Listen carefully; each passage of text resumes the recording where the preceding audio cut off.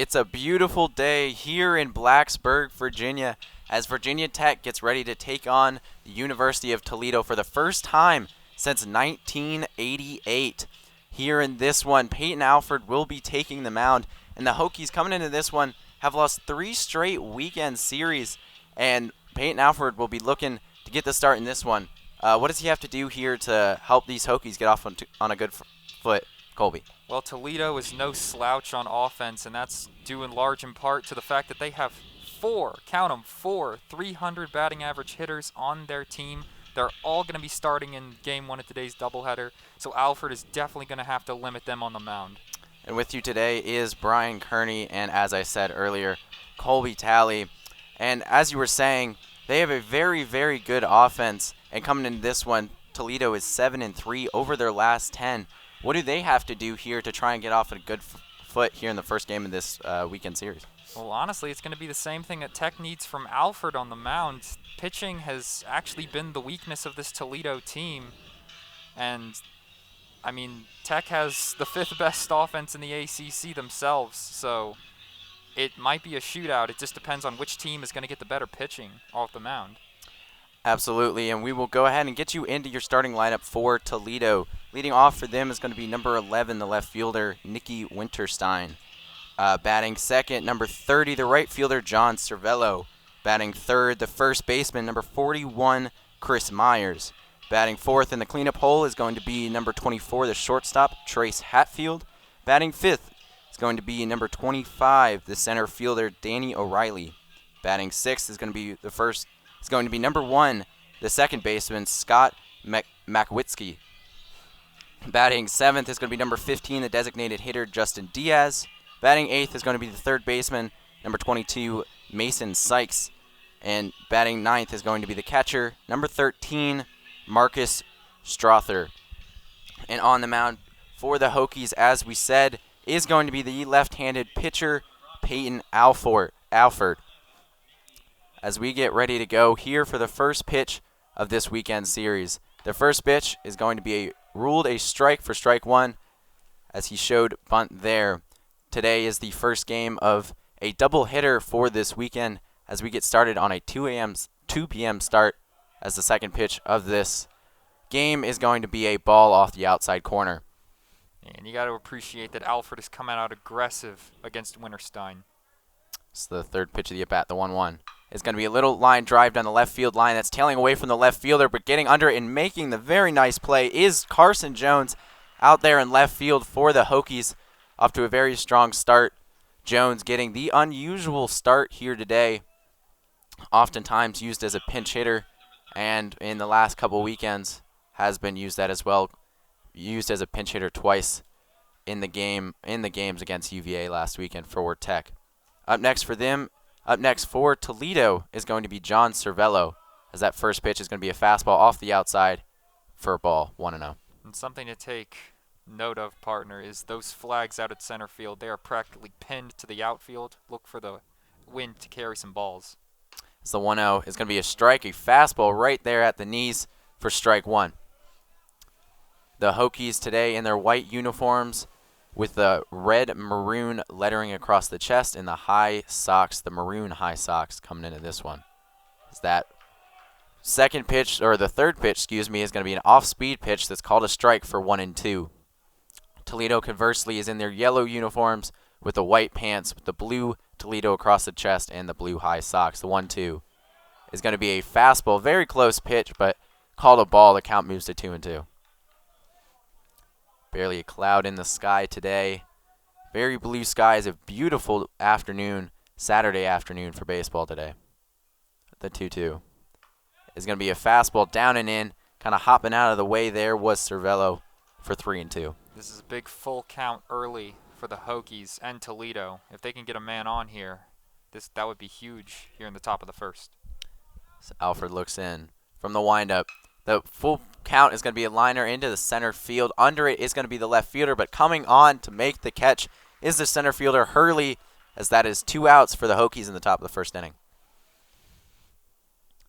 As up next for Toledo is going to be number 41, Chris Myers, the first baseman. highest batting average on the team for Myers, and he's going to look to avenge his fallen players as he is batting in a 2-out situation. As working fast is Alfred looking in. The windup, that's going to be an off-speed pitch that kind of gets away from him for ball one. Yeah, just left his hand early and got way too high into the strike zone. As the fielders are in a huge shift here, 3 men on the first base side, so that's going to be a swinging strike for strike one. Only Madden playing basically shortstop on the left-hand side between second and third. 3 men between first and second with the second baseman, Biddison, out there in short right. The 1-1 is going to be an off-speed pitch that tails out of the zone for ball 2. 2-1. Alfred needs to locate that off speed if he's going to have hope in this game. So the 2-1 is going to be a fastball up and away for ball 3. 3-1. As you said, he is going to need to get a little bit of control. Not off to too bad of a start here, but can't keep falling behind. The 3-1 is going to be a swinging strike, probably ball 4 on that one, but nonetheless is now 2 strikes. The count has gone full 3-2. Those high fastballs always seem to look so good when you're seeing him as a hitter. Another important full count towards Myers. The 3-2 with 2 outs is going to be a swinging strike for strike 3 as 3 up, 3 down for Peyton Alford here in the top of the first inning as the Hokies are going to come up to bat. It's going to be Tanner Schobel, Gavin Cross, and TJ Rumfield for them in the bottom of the first inning. The score is still 0-0. You're listening to 3304 Sports. Hello and welcome back to Blacksburg, Virginia on this beautiful Saturday afternoon as game 1 of this doubleheader moves into the bottom of the first inning, and coming up to bat is going to be the Virginia Tech Hokies. Up first for them is going to be number 8, the shortstop Tanner Schobel. In the second hole is going to be number 19, the right fielder Gavin Cross. Batting third is going to be the first baseman, the always dangerous TJ Rumfield. Batting fourth in the 4 hole is going to be Nick Biddison, the guy who seems to hit everywhere. He can hit in the top or the bottom of the lineup. Today, he's in that 4-hole spot. Batting fifth, number 23, the designated hitter today, Tanner Thomas. Batting sixth, number 26, the third baseman, Kevin Madden. Batting seventh, the center fielder, Jack Hurley. Batting eighth, and the unusual start as mentioned before, number 29, the left fielder, Carson Jones. And in the 9 hole for the Hokies, the usual midweek starter for them at catcher is going to be Greg Ebel. And on the mound for Toledo is going to be the right-hander Schnitz Paxton. Yeah, Lane Schnitz-Paxton has the best ERA on this team. Granted, it's sitting at 4.31, so that tells you all you need to about their pitching situation. Absolutely, but nonetheless, it's going to be a good pitching day today. I'm sure Peyton Alford had a very good top of the first inning, worked fast and got a lot of strikes. Did have a little bit of control issues, but was able to work through those Toledo hitters pretty quickly. As coming up for the Hokies, as mentioned, is going to be the leadoff hitter, Tanner Schobel. One of their most consistent guys for the Hokies, one of the freshmen that just continues to play every day and be successful for them. As the first pitch is going to be a fastball on the outer half for strike 1, 0-1. 91 miles an hour on the radar gun for Paxton. The second pitch of the at-bat. Going to be another fastball, but this time in the dirt for ball 1, 1-1.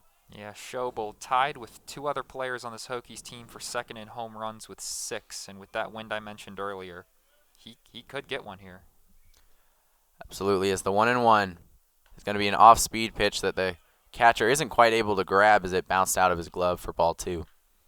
Schobel also leads the team in walks, actually tied with Rumfield with 17 walks. So like we said, one of their most consistent hitters. The 2-1 from the windup is going to be a fastball up and in for ball 3, as that went right near Tanner Schobel's face there. Hitters count for Schobel here at the bottom of the first. Gets a good pitch he likes, trying to get it up in the air like you were saying. It's the 3-1. It's going to be another fastball up and in that he has to duck out of the way for, but that's going to be a leadoff walk for Tanner Schobel. Quick reflexes from Schobel. He had to duck out of the way of that. That could have been trouble. As he now leads the team with 18 walks, that being his 18th walk on the season. Up next for the Hokies is going to be number 19, Gavin Cross, one of the most consistent hitters, as we said, with Schobel, Cross, Rumfield, and Madden have just really been the guys for them this year, as he bats second today for the first pitch. Is going to be lined into right field, and that's going to land in front of the right fielder. And just moving on over to second base is Schobel, and already getting something started is the Hokies in the top of the first, or bottom of the first inning. Yeah, and I was just about to comment on how Cross is far and away the standout hitter for this Hokies team, leading in slugging, leading in batting average, but I guess actions speak louder than words. There you go, and he gets on base for his teammate TJ Rumfield coming up to bat now. And as you said, yeah, leads the team in average, leads the team in hits and home runs. Really their best hitter. And a very close second is up next in TJ Rumfield. Second on the team in average and leads the team in RBIs. As with 2 men on in the bottom of the first pitch is going to be an off-speed pitch that's a 50-foot bouncer for ball 1-0. You got to notice, like, the top of this card, you got 2 men on for the Hokies with 1 man up to bat. All 3 of these guys are freshmen, so they might be here for a while. This team might get a lot better. This Hokies team is very young. Most of their lineup are freshmen, and they are very, very good freshmen, as you said. The 1-0 is going to be a fastball that's fouled out of the stadium over the third base side. First strike, 1-1. That's the contact you want to see. Just need to get up on it a little bit. And the Hokies, really an offensive team, as we talked about in the beginning of this broadcast. And they struggled a little bit against UVA last weekend. Only 1 game did they score more than 1 run. And it's spots like this where they really need to cash in. The 1-1 kicks and deals is going to be a fastball right there for strike 2, 1-2. Attacking that inside low corner. And that's going to need to be a well-executed pitch for Toledo. Those lefties love that down and in pitch, so yeah, like you said. Good pitch if you can place it right, but cannot miss. The 1-2 with 2 runners on to TJ Rumfield. He kicks and deals. It's going to be an off-speed pitch to the second baseman who's going to throw it on over to second base. He's going to throw it to first base for the easy double play, and that is a killer for Virginia Tech as Rumfield grounds into a double play to Makowitz, Hatfield, and then to Myers. Schobel does move over to third base, though, and there are 2 outs in the bottom of the first. They'll be relying on Nick Biddison here, who's only hitting .246 on the season, but a base hit gets the Hokies at least a 1-0 lead. And Biddison, coming back from injury back on April 16th, has been off to a rough start, but if you listen to Coach Sheff, he has all the hope in the world for him, saying he's only played 16 games as this first pitch is going to be an off-speed pitch away. Saying how he's played a lot less games than the other guys, and he has full faith in him to come back. The count is 1-0. Schobel on third base. He kicks and deals, and that's going to be an off-speed pitch way outside in the dirt. Almost got away from the catcher. Strother there. Yeah. Sign that pitch did not leave his hand when he wanted it to. Pulled it all the way to the other batter's box and dug it into the ground. So the count's now 2-0 to Nick Biddison. From the stretch, he kicks and deals. It's going to be a fastball. Another one not very close to move this count now to 3-0. And with 3-0, you have to imagine that the green light's on for Biddison, taking a big hack here. He's going to get a challenge pitch here most likely. Looking to drive in that run. Schobel on third base. The 3-0 is going to be a fastball that's ruled a strike there on the outside corner for strike 1, 3-1. They gave Schnitz-Paxton the call there on the outside. That's the one he was looking for. Close pitch on that one for sure. The wind kind of blowing around now, not so much out to center field, but in a little bit of a circle here is 3-1. An off-speed pitch that gets away from the catcher, but not very far, as that's going to be ball 4 for Nick Biddison as he moves on to first base. There are now runners on the corners with 2 outs.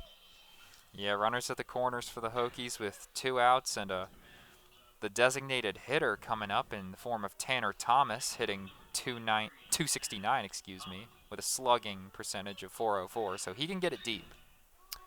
Can absolutely for them, as with runners on the corners now is Tanner Thomas, the lone senior in this starting lineup today. It's in the left-hand side. The first pitch is going to be a fastball that's inside for ball 1, 1-0. There's that low inside corner he's trying to get. And like you said, he needs to execute that pitch. Otherwise, you get ankle biters like that pitch.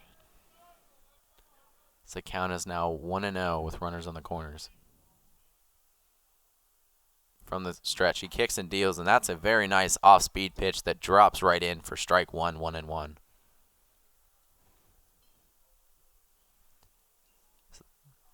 Is Toledo playing a little bit of a shift here. The second baseman out a little bit away from his position. The shortstop right next to second base. Big hole on the left-hand side. The 1-1 is going to be a grounder foul off to the first base side for 1-2. And Schnitz-Paxton with a chance to shut down what has been kind of a rough inning for him, not going to lie. He's been letting runners get on base. He got that double play, which bailed him out a little bit. But he's been in a rough situation from the first batter. Working hard. Already 18 pitches in the inning, only 8 of which have been strikes. Not a very good ratio if you want to be successful. As the 1-2 count to Tanner Thomas is going to be fouled back out of the stadium. As going on the pitch was Biddison over there at first base, but has to trot on back to first base. Good awareness by Thomas. Good plate vision to get a hold of that one and keep this at-bat going. So runners still on the corners here with 2 outs in the bottom of the first. The 1-2 is going to be another foul ball that's going to hit the press box and bounce back into the stands.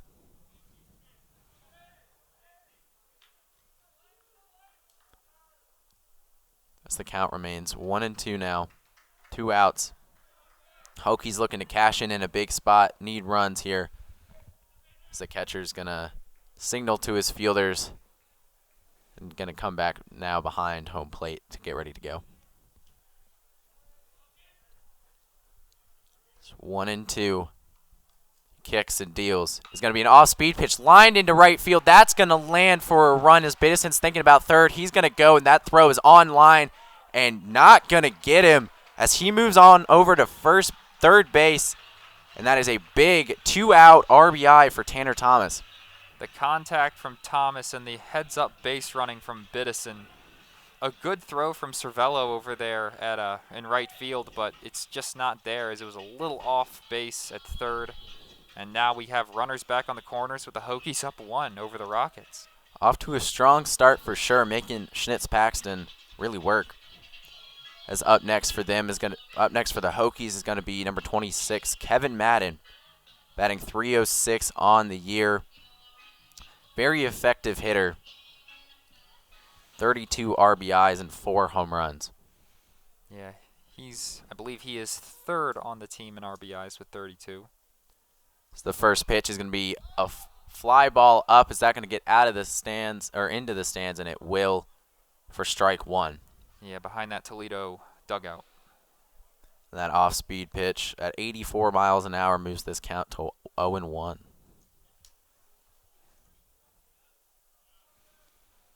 Some runners on the corners here. Fielders back in their normal positions. Wind still blowing out strong. The 0-1.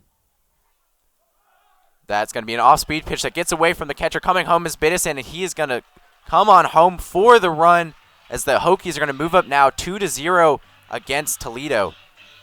Yeah, and we've seen Strother have some hard time reeling in some of those off-speed pitches, and that one just got too far away onto the backstop. All runners move up, 2-0 Hokies. And as you said, Tanner Thomas moving up to second base And the Hokies with two-out RBIs already in the bottom of the first inning, which is very big for them as Kevin Madden is still up to the plate. The count 1-1. 0-1 is going to be a fastball. A little dribbler to the third baseman, Sykes, who's going to come onto it and make the throw, but not in time. As Madden beats out an infield singles. That one just hit the ground and popped up and just hung up there long enough for him to get down to the first baseline. Tanner Thomas is going to move over to third base. Runners on the corners now with 2 outs. And that's a rare infield hit. He chopped that one into the ground in front of home plate so hard that it popped up probably 25 feet in the air before it finally came back down to Sykes at third base. And the throw was just not in time as Madden just flashed that speed. Yeah, and that was a unusual play, as you said, for sure. As now up for the Hokies is going to be number 31, Jack Hurley, as he is the 7th batter to bat in this inning. Runners still on the corners. As he's going to throw over to first base, and diving back in is Madden. Yeah, we saw the speed from Madden on that infield hit just a few minutes ago. He's a stealing threat for sure. The first pitch to Hurley is going to be a fastball. Swinging very hard was Hurley, and he just swung right through that one, but looked like he was trying to jack that. So the count is now 0-1. 2 runners already home here in the bottom of the first inning. The score 2-0. Hokies with runners on the corners. 3 hits in the inning. Paxton with 24 pitches. The second pitch is going to be an off-speed pitch that Hurley is late on for strike 2. Yeah, Hurley is one of those players tied with Schobel for second on the team in home runs with 6.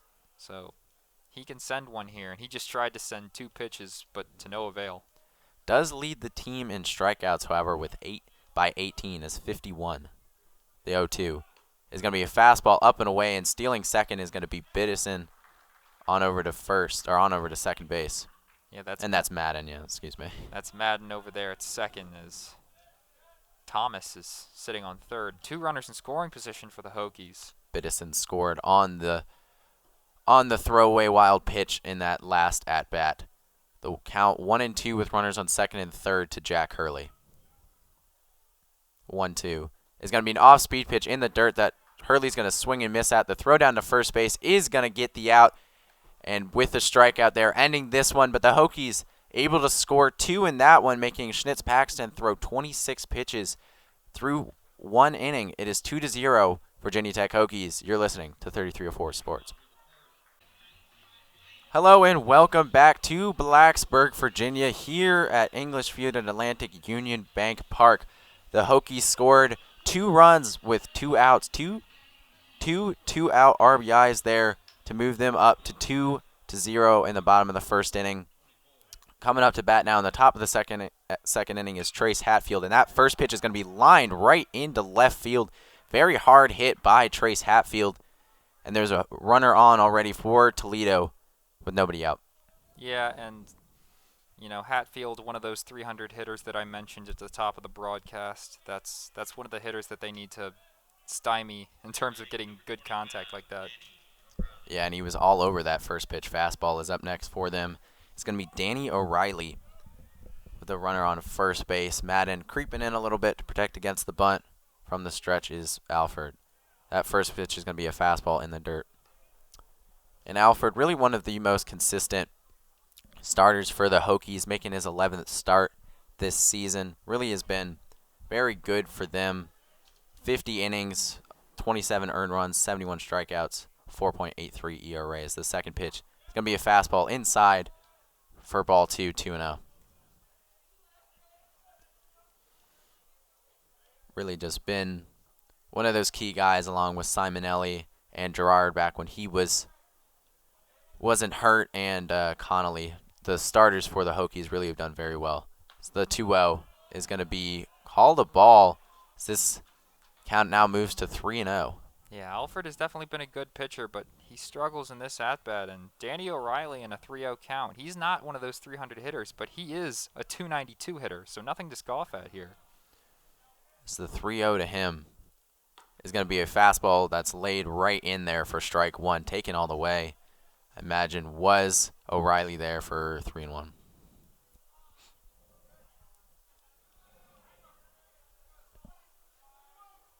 As Alford looks in, the 3-1 count. He kicks and deals. That's going to be a fastball up and away for ball 4.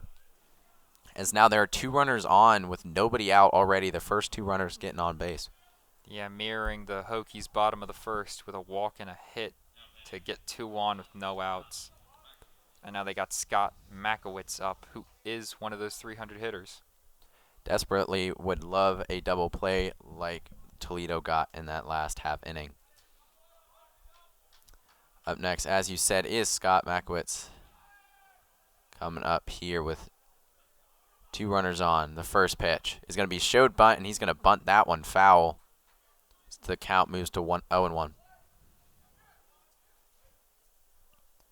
90 miles an hour on the radar gun, so Alford bring in a good amount of heat with those fastballs, can throw changeups roughly in the low 80s, so good mix of speeds for him. One of the reasons he's been as successful as he has, but needs to locate his pitches some more if he wants to have some success today. Yeah, the ability to mix speeds is a commodity in college baseball. So that is going to be a fastball up and in for 2-1. But in addition to what I just said, you also need to be able to locate. Otherwise, it won't do you much good. Excuse me, the count is 1-1. And like you said, changing speeds at any level is always very important, but especially as you get to the college level, absolutely needs to be done and if you want to have a good amount of success.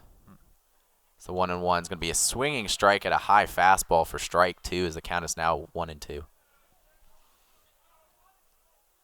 need to get Scott Makowitz into a swing at a low pitch here. Get him to bat into the slight shift here. Alford, no stranger to throwing strikeouts, and it would be a big one if he could get it here. The 1-2. It's going to be a fastball, but fouled back into the net as this count remains 1-2. And as you said, slight shift with over there at shortstop Schobel holding on the runner at second base. So playing a lot closer to second than he normally would. But Biddison and Rumpfield playing their normal positions. So big hole on the left-hand side if Makowitz can get it through there. It's the 1-2. He kicks and deals, and that's going to be a fastball up and away. That's getting away from the catcher, Ebel, and moving both runners over to second and third, and that is a big, wild pitch right there. Yeah, that took his glove off. That's just not a good look if you're Ebel.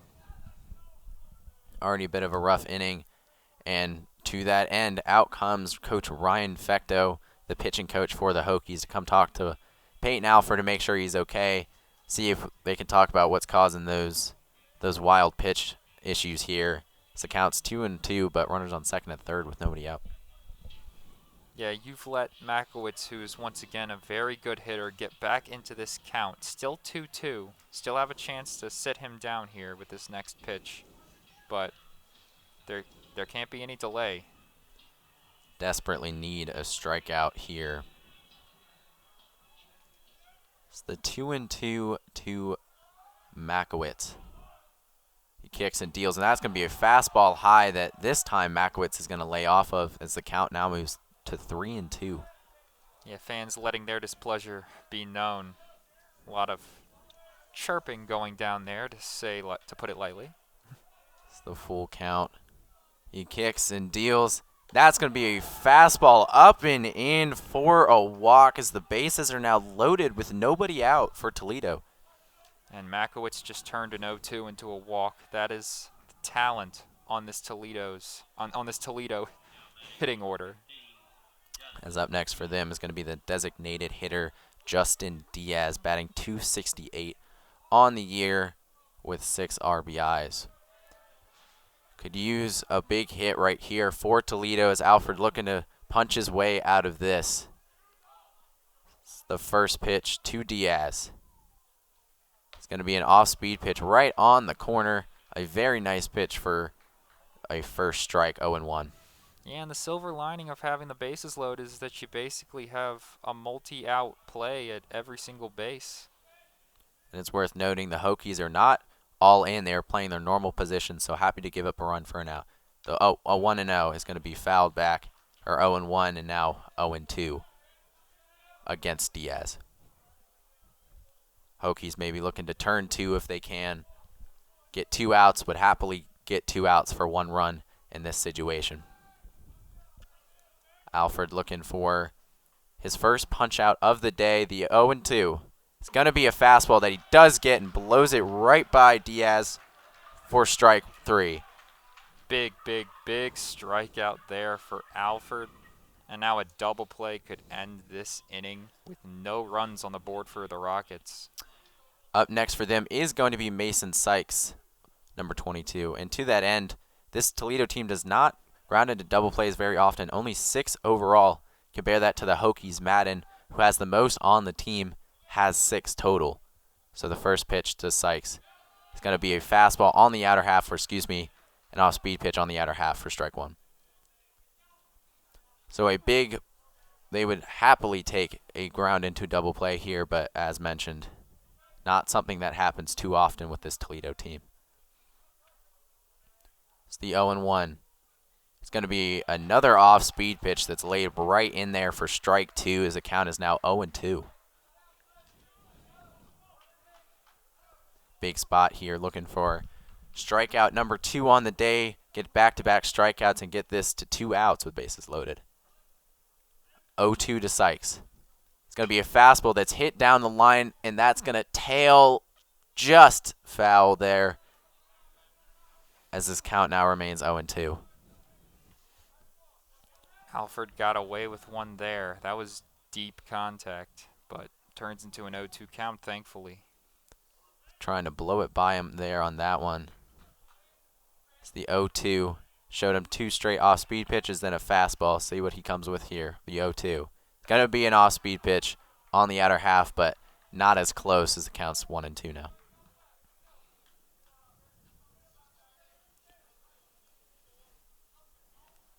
Bases loaded here.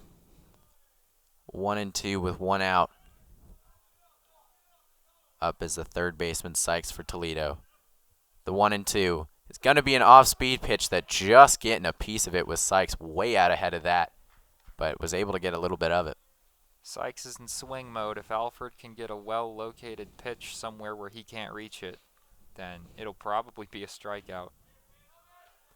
As you said, a good waist pitch here might be able to get him. So that would be big for Alfred.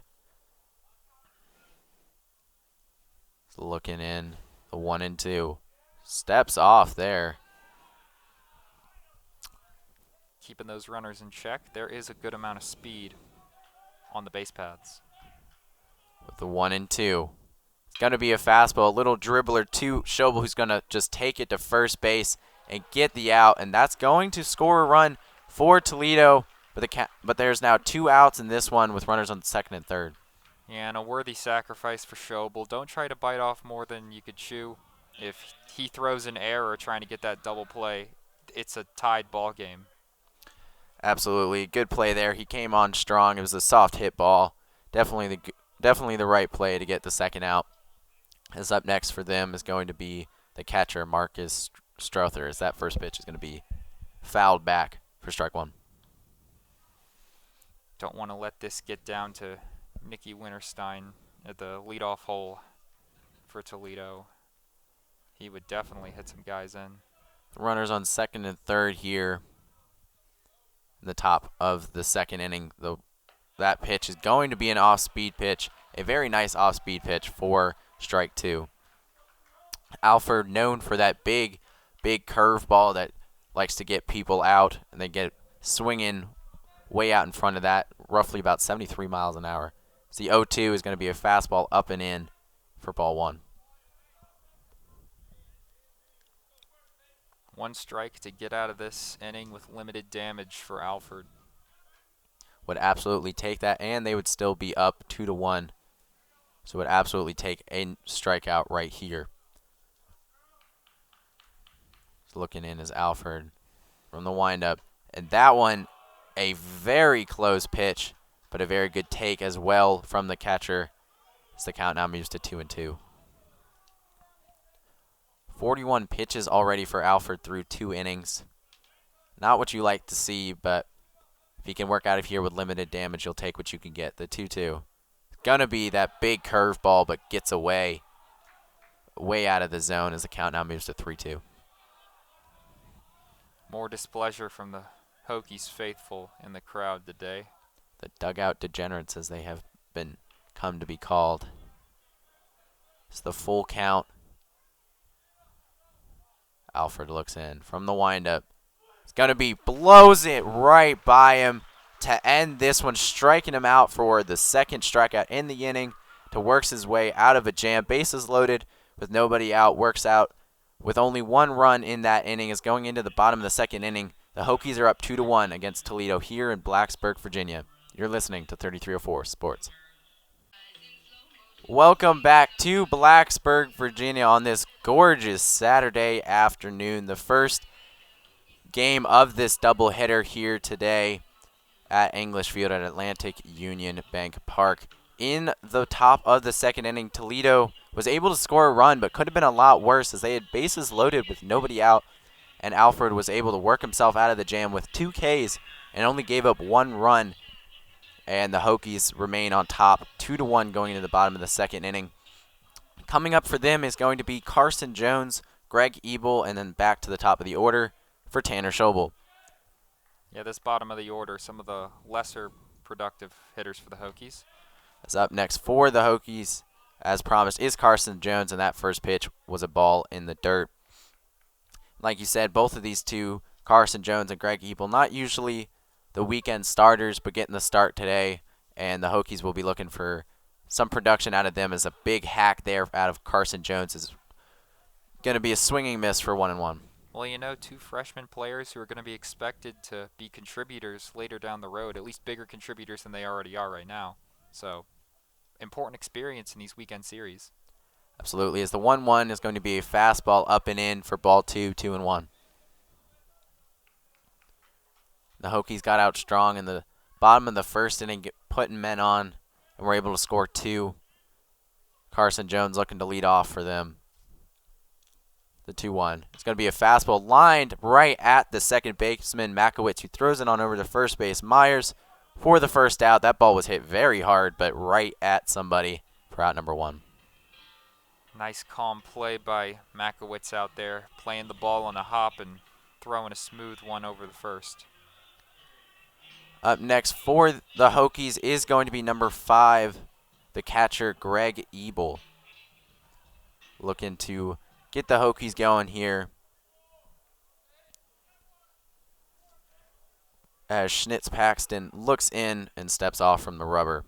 Paxton with a little bit of an odder windup, kind of throws his hands up in the air, sort of Clayton Kershaw-esque, and then brings it back down when he goes in the full windup, as he is from the stretch here, as that first pitch is going to be a ball. Bit of an interesting move here by Paxton. Usually you don't go to the stretch until you have men on, but choosing to go from the stretch right now with nobody on. It's 1-0. It's going to be a fastball off the outside half for 2-0. Yeah, and as you said, I think he's just trying to speed up these Hokies batters to have a much cleaner bottom of the second than he did last inning. Trying to change it up and see what works. As the 2-0 to Ebel is going to be a fastball for a strike on the inner half for 2-1. And in the bottom of the first, he did have a little bit of trouble right off the bat, like we said, out of the windup. Maybe felt like he didn't quite have the feel for the windup. Decided to go for the stretch instead. Yeah, he was misplacing a lot of pitches, leaving a lot of stuff over the heart of the plate. As that pitch was right there, but Ebel did not swing as the count moves to 2-2. Was a bit more effective. Gave up 2 runs, but was a bit more effective from the stretch, as we said. The 2-2 to Ebel is going to be an off-speed pitch that swinging through was Ebel for strike 3 as the count, or as the outs now go to 2 outs, with back to the top of the lineup for the Hokies, number 8, Tanner Schobel. Bouncing back here, getting those first 2 outs, is Schnitz Paxton, maybe trying to settle in. See, back to the top of the lineup. He had some issues with them in the bottom of the first, and we will see how he does here. So the first pitch to Schobel is going to be a fastball for a strike. And maybe Schobel didn't like that one too much, but called a strike anyway.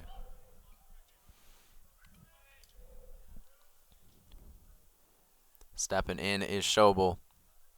The 0-1 to him. An off-speed pitch, a very nice off-speed pitch, tailing to the outside for strike 2, 0-2. Yeah, and you can just tell the uptick in production that they're getting from the Schnitz Paxton over there for Toledo. He's throwing with a lot more confidence. The 0-2 to Schobel. It's going to be another off-speed pitch that's going to come up and just get over, actually hit off the press box, bounce into the stands right to a fan. Makes the nice play behind home plate to grab that. Young woman behind home plate making a good play on that one on the bounce.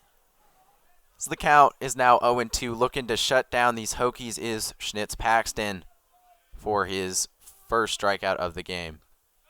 And that he thought was strike 3, but was not called a strike 1-2. Started to walk off the mound thinking it was strike 3, end of the inning. Sometimes you just stay up there for a little bit just in case it isn't. 1-2. That is going to be strike 3 as he gets back-to-back punch-outs to end this inning. A very quick bottom of the second inning for Toledo and Schnitz Paxton. As through 2, the Hokies are up 2-1. You're listening to 33-4 Sports. Hello and welcome back to Blacksburg, Virginia, here at English Field at Atlantic Union Bank Park. Going into the top of the third inning, the score is 2-1. Virginia Tech Hokies taking on the University of Toledo from Ohio and the MAC Division or Conference, however you prefer. Up next for them is going to be the top of the lineup in Nicky Winterstein, the left fielder, batting .331 on the year. As the first pitch is going to be a swinging strike for strike 1. And Alford handled this top of the order, this strong top of the order for the Rockets very well in the first inning. We'll see how he does here the second time through the order. The second pitch of the at-bat is going to be a little dribbler to Rumfield at first base, who's going to take it himself for the first out of the inning. Very quick out for Alford, and you like to see that after throwing 43 pitches through 2. Looking to make this one a quick one. Yeah, you need to limit it. You need to keep your starter in the game for as long as possible if you're the Hokies. As especially with those bullpen issues that we've seen from them. Had a little bit of a better day on Tuesday or Wednesday against Georgetown, but have struggled pretty mightily here through the first games of the season. As that first pitch is going to be lined into left field, and making a nice diving play is Jones. A very nice diving play for Carson Jones to get the second out of the inning. And that's the value he provides out there in the left field corner. What a play. Got down on all fours for it. As that was John Cervello lining out on the first pitch. 3 pitches, 2 outs for Alford. As up next for Toledo is going to be Chris Myers as the Hokies shift into a major shift here. Back with the just Madden on the left-hand side playing shortstop. The first pitch to him is going to be an off-speed pitch for strike 1. And Myers leads the Rockets in home runs and RBIs with 13 and 41 respectively, and it's not very close, so keeping guys off base is essential here. As that second pitch is going to be fouled into the stands on the grass on the left-hand side where all those fans sit. Just grass, not typical seats for the Hokies in Blacksburg. So the count's now 0-2. Working fast is Alford here from the windup. It's going to be a fastball, but down and in for ball 2.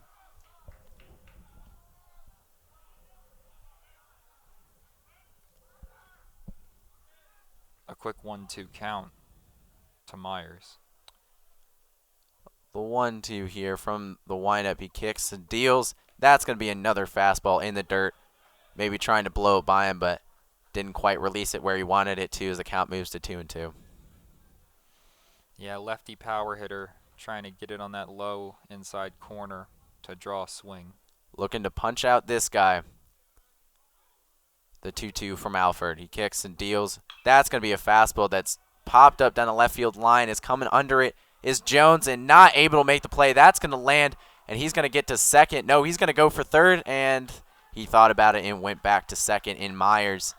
As that pitch looked like he was going to get foul, but stayed just fair long enough, and Jones tried to make another nice diving play, but was unable to, as that is a double for Myers-Jones, or for Chris Myers. And now that's a runner in scoring position, a potential tying run on second for Trace Hatfield, who has not an RBI, a single in his first at-bat of the top of the second. And Alfred had a very quick inning so far. Still hasn't used too many pitches this inning, but was looking to try and get out of that one quickly, as now there's a runner on. So that first pitch to Hatfield is called a strike, an off-speed pitch. That big sweeping curveball that Alfred is known for, 0-1. And against lefties, Hatfield batting .353, and with 2 outs, .418, so a very dangerous hitter. And with runners in scoring position, .372. The 0-1. It's going to be a bouncer fastball. Not close there at all, 1-1. And Alfred looked to have a little bit more control, but these last few hitters has kind of lost it a little bit. Kind of contributed to that double earlier.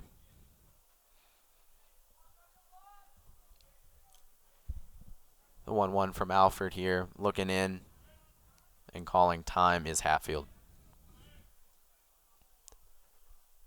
So Alfred resets, stepping off the mound. Steps back from the stretch with a runner out there on second base with 2 outs. The 1-1. It's going to be an off-speed pitch drilled down the left field line, but foul for 1-2. An important pitch coming up. Alfred trying to protect this 1-run lead for the Hokies here early in this one. Looking for strikeout number 4 against Toledo today. Currently sitting at 54 pitches. Long look in from Alfred. Goes back to the stretch. He kicks and deals, and that's going to be a very close pitch. Called a ball. That was right on the corner, but umpire didn't like it. The count moved to 2-2. Yeah, it's sometimes hard to read those pitches if you're the umpire on the low end of the zone. It's the count. 2-2 with 2 outs. Alfred looking to punch this guy out. 2-2. Gonna be, and he fouls that one. Got it at the very last second. Keeps this count keeps this count tied at 2-2. Very faint contact to keep it out of the reach of evil. Just enough. As he sticks in this count 2-2. This is what you like to see if you're Toledo, driving up the pitch count, which looked to be a very quick inning. But these last 2 hitters have driven up this pitch count a bit. The 2-2. Another liner, but that's going to get by, or it doesn't. He's able to stop it over there as Schobel, but not in time. It's on to first base is Hatfield. That one was a liner that looked to take a little bit of a nasty hop on Schobel, but he was able to knock it down, but wasn't able to get to it in time as Hatfield gets to first base, and there are runners on the corners now with 2 outs. And it was a good play by Schobel out there in the field to stop that ball from getting any further and keeping Myers at third as it's runners on the corners now for Toledo, but just couldn't get that throw to first in time. Yeah, if that out gets by Schobel, that's a run, and these Toledo Rockets tie it up. So up now for them is going to be Danny O'Reilly, the center fielder for Toledo. The first pitch to him is going to be that very nice curveball for strike 1. A get-me-over curveball there. It's the count. It's now 0-1 with 2 outs. Runners on the corners continuing to drive up this pitch count because through 3, you know that Hokies have a bit of a rough bullpen, so if you can get Alfred out of here, the 0-1. Is going to be another curveball that isn't quite able to get the zone, and the count moves to 1-1. Yeah, and O'Reilly, he turned an 0-2 count into a walk last time up, so you're going to have to get a little more aggressive as much as you can without this 290 hitter getting a piece. 1-1. It's going to be a bouncer there, a 50-foot bouncer. The count is now 2-1. Alfred working himself into a bit of a hole here. Had 2 outs and 2 strikes on that hitter, but they were both able to reach base. Now with runners on the corners and 2 outs. Very similar situation to what we saw with the Hokies earlier as Alfred throws over to first base to keep him honest. This count's still 2-1. Hits tied here at 3 apiece. Hokies up 2-1 in the top of the 3rd inning. Runners on first and third, 2-1. It's going to be a fastball that blows right by him to make the count tied 2-2. Big pitch here for Alfred, as well as Toledo. A crucial pitch, number 5 here in this at-bat, looking for punch out number 4. The 2-2 from Alfred. It's going to be a liner back in towards us. Hits the press box and bounces into the fans. And the fans make a nice play off of a bounce and grab that one. Count still 2-2 here to O'Reilly. Runners still on the corners with 2 outs. We will see what O'Reilly can do here if he can get Toledo on another run. 2-2.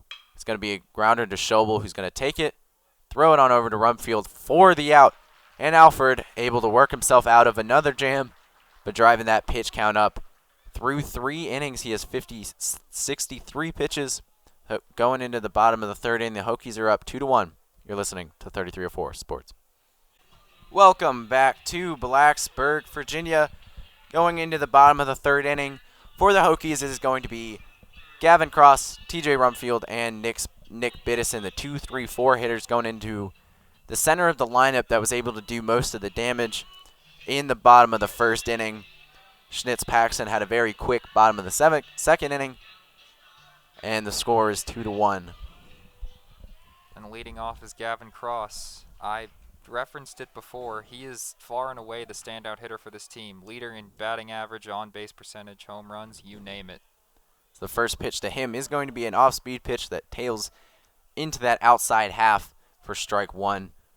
Cross standing in the left-hand side, a lefty, 2 lefties, and then a righty in Cross, Rumfield, and Biddison up next for the Hokies. So that pitch is going to be strike 2. Another nice pitch out of Schnitz Paxton as the count is now 0-2.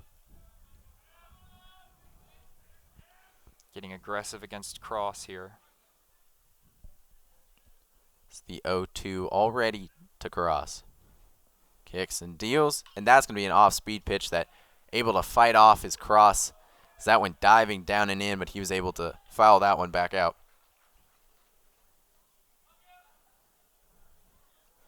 Man in the stands almost caught that with one hand bare. Couldn't get his fingers around it. As the count is still 0-2 with nobody out. The 0-2 is going to be a line drive down to left center field. That's going to land just against the wall as that was hit very hard. Gavin Cross rounding second base, moving on over to third base, and he's going to make it in safely with the slide for an easy triple for Gavin Cross. Hit very hard and starting these Hokies off strong. And I say it again, actions speak louder than words. I can say that he's a standout hitter, but he just showed us why he's a standout hitter for the Hokies. Leadoff triple. Very, very close to hitting a home run there. As that one had a bit of a just died, wasn't able to get the air under it enough, and hit the wall hard and bounced away from the left fielder. And he was able to make it safely to third base. Yeah, it was pushed out to left center there. Just couldn't get enough power, but still an excellent shot off the wall. As up next for the Hokies is going to be TJ Rumfield, the runner on third. So the first pitch is going to bounce away from the catcher for ball 1. So he's able to pounce right on it. Got away from him on the third base side, so nothing Cross can do there. He'll just stay put. As they have the third baseman and the first baseman in for Toledo, the middle infielders back out. The second pitch to Cross is going to be hit hard to right field. That's got a lot under it. That one might get out, and that one is gone. Hit very hard out of TJ Rumfield and scores 2 on a 2-run home run out of TJ Rumfield. And it is now hammer time in Blacksburg as he rounds third base and is going to meet his teammates at home. So the Virginia Tech Hokies are up 4-1. So he gets the hammer and slams that down. A huge home run for the Hokies. So they're up now 4-1. And they still have no outs, so a chance to get some more on with Biddison up. As up next, as you said, is going to be Nick Biddison. The first two hitters in this one, a triple and then a home run. So the score is now 4-1. The first pitch to Biddison is going to be a fastball in the dirt for a ball, 1-0.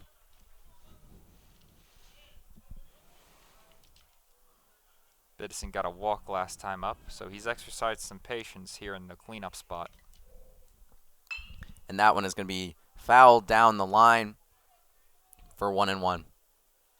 As you said, has executed some patience and struggled a little bit, but last few games has started to come back, and that is exactly what the Hokies are looking for out of their second baseman. The 1-1 to him. It's going to be an off-speed pitch for strike 2. The count moves to 1-2.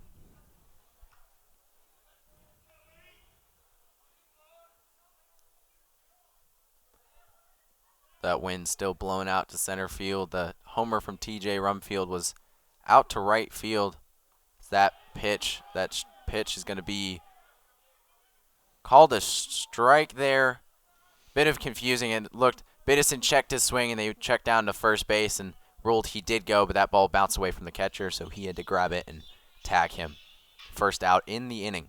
Yeah, that bat crossed the plate. I could see it from up here. That was a strike all the way. Good pitch by Schnitz-Paxton. What's up next for the Hokies is going to be number 23. Tanner Thomas has the designated hitter duties for the day. Toledo has the shift on him. Those three on the right-hand side and just the third baseman on the left. The first pitch to Thomas is going to be a strike for strike 1. So that was an off-speed pitch to Thomas at 79 miles an hour.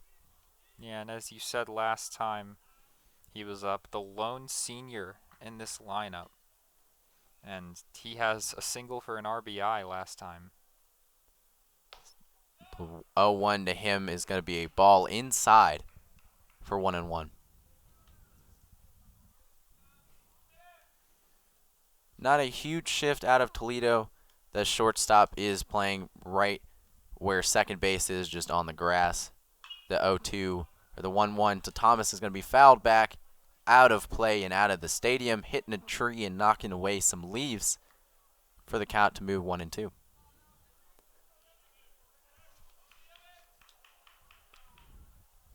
Schnitz-Paxton, getting into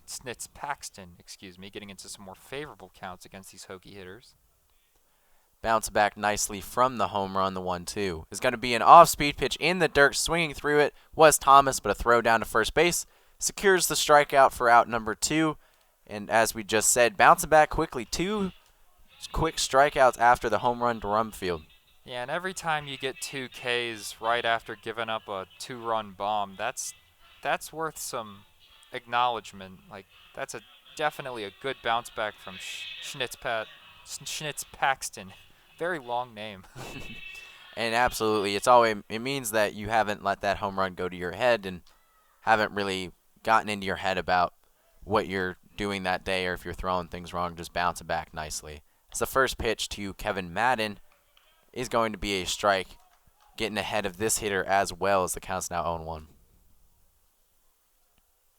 Paxton looking to get these Toledo Rockets back in the dugout after that home run, see if they can get up and score some runs. The second pitch to Madden is going to be lined into center field. That one's in the gap. He might have a chance at 2 as he's going to round first base and is going to go for 2. And he's going to slide in safely with not even a throw for a double for Kevin Madden. Kevin Madden make him 2 for 2 on the day hitting. As up next for the Hokies is going to be the center fielder, Jack Hurley. Struck out swinging his last time up. Chance to pour some more on as the Hokies try to come out of the third with a nice 4-run lead potentially, maybe even 5 if he gets a hold of one. They already have a 2-out RBI on the day, so looking for another one here to drive in drive in Madden at second base. The first pitch is going to be a fastball off of the plate for 1-0.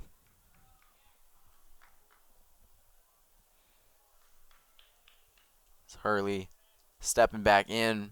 Paxton looking at the dugout for the sign and steps back onto the mound. Madden with a decent lead, but not too threatening over there at second base. So the 1-0 is going to be way out as Madden's going to go to third, as that one wasn't even close to the catcher. Bounced away from him and bounced all around before they got it back, but Madden over to third base. And that's as easy a base as Madden will ever get. 90 feet away from home now. And just anything out of the infield with 2 outs, got to get a hit, but anything you can with this 2-0 count is set up very nicely to drive in that 5th run for the Hokies.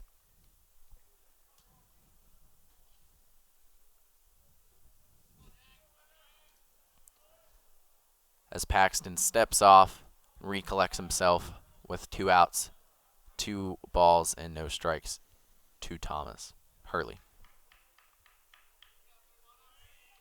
The 2-0 is going to be another off-speed pitch, but that's way out. So the count's now 3-0. Green light on here for Jack Hurley, but may not need to swing as those last 2 off speeds were well above the plate.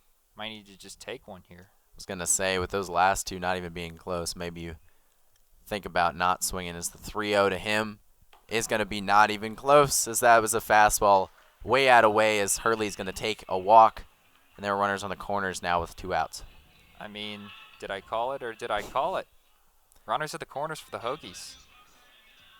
And if you look at Schnitz Paxton here, thrown 60 pitches through 2 2/3, and only 37 are strikes. Not a good ratio at all, as the pitching coach for the Rockets is going to come out and talk to him, Tommy Winterstein, the brother of Nicky Winterstein on this team.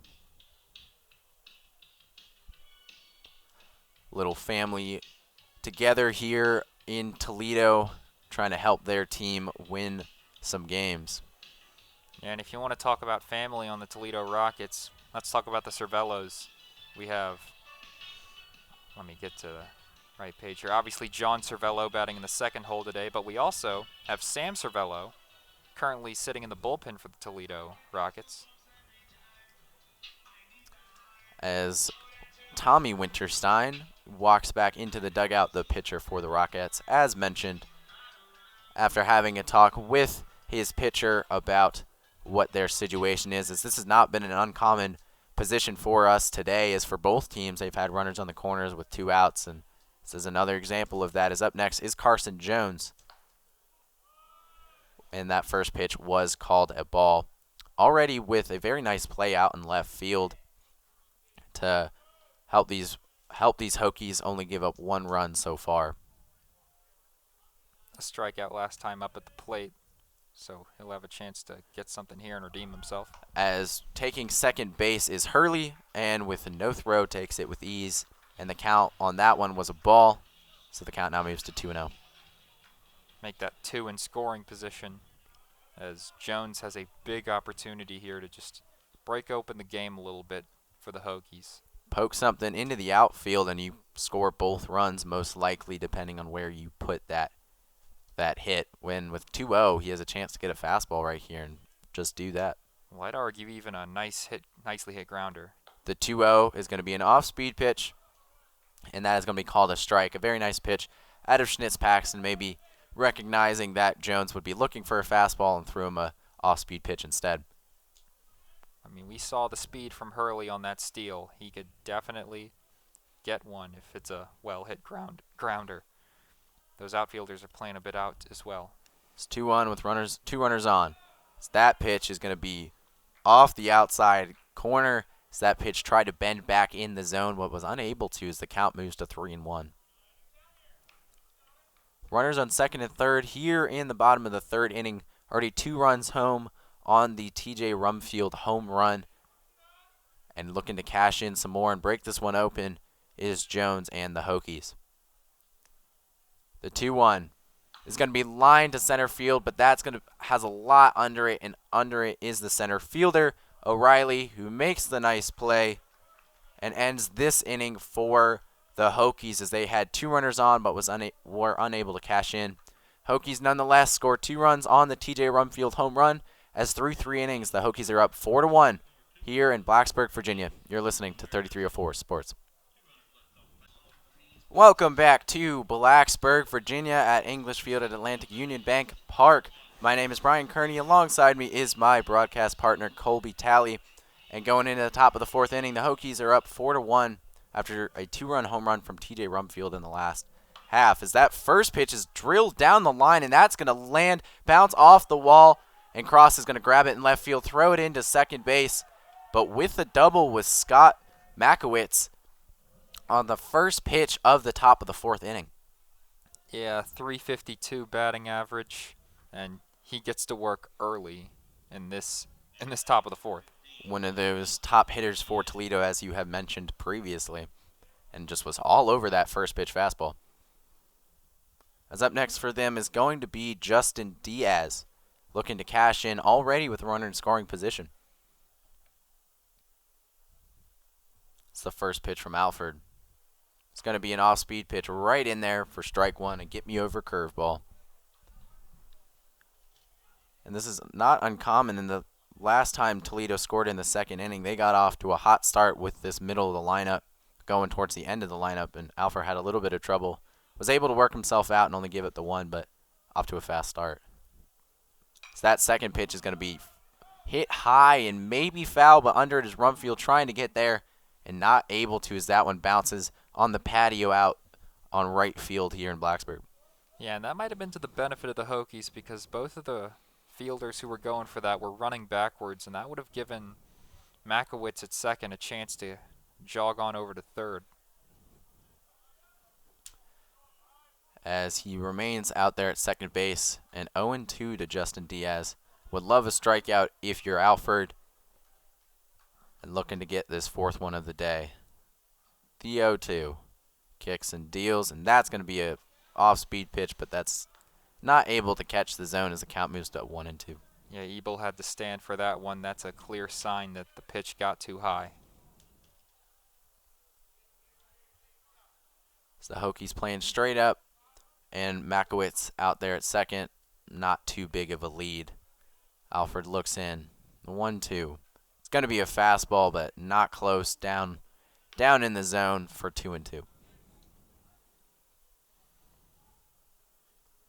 Had a little bit of trouble controlling that fastball today. A lot of fastballs in the dirt, trying to get people to chase, but usually you want to go with a curveball or something in the dirt to try and get them to. The 2-2.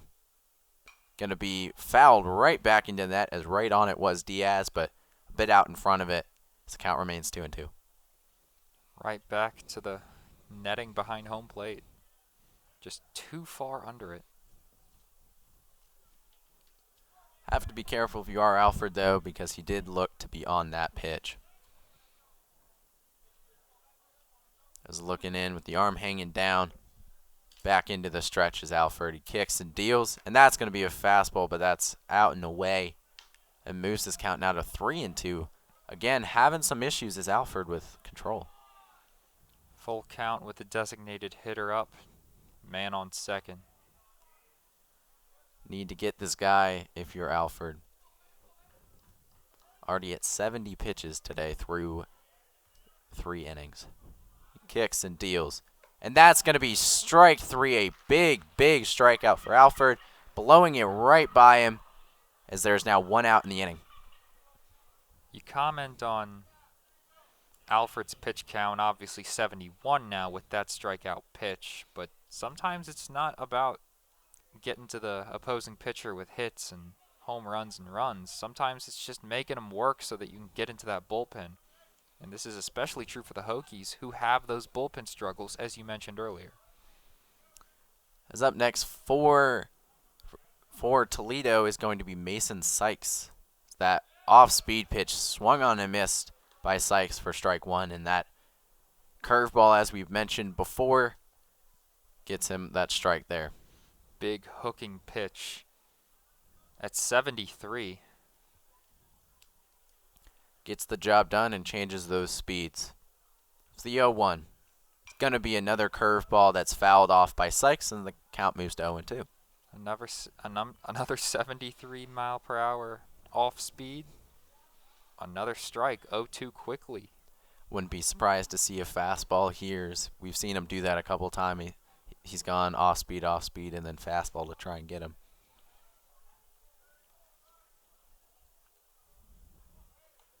We'll see what he does here. Is the 0-2. Alford kicks and deals, and that is going to be a fastball up and away, but nothing doing his Sykes, and the count moves to 1-2.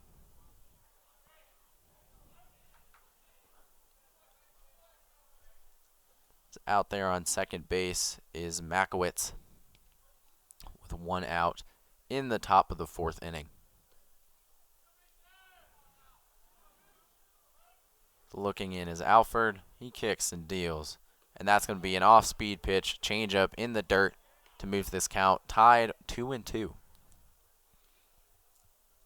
Both teams doing a very good job of making these starters work, putting pressure on them right away. So far, Alford on the top end of this, still been working, but has only given up one run thus far. The 2-2.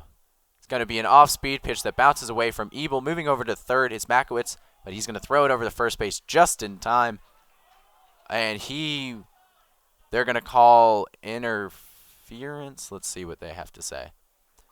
Yes, it looked as though, so it got away from Ebel, who threw it over to first base. Rumfield, that got him in time. And then it appears they called interference on him anyway, so when the ball bounced out of Rumfield's glove, he was still out. And excellent strikeout from Alford, but that commotion over there at first that finally leads to that second out, but now with a runner on third in the form of Makowitz. And Marcus Strother up to bat for Toledo. The first pitch to him. It's going to be a fastball up and in for a ball. The count moves to 1-0. And as you mentioned, that runner now over there at third base. A very big strikeout for Alford, but you would have loved to not have that pitch bounce away and let him move over to third. The second pitch is going to be lined but back out of play over us in the broadcast booth. The count moves to 1-1.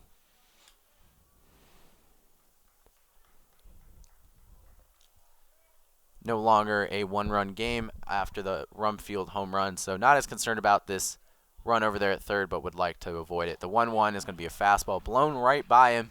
The count moves to 1-2. Getting it up to 90 and blowing it right past Strother for the 1-2 count. Big one here. Looking for strikeout number 6, and he gets it as he blows it right by him, leaving that runner on third base. Was able to work around a leadoff double, getting these Hokies back up to bat as the score is 4-1, moving into the bottom of the fourth inning. You're listening to 3304 Sports.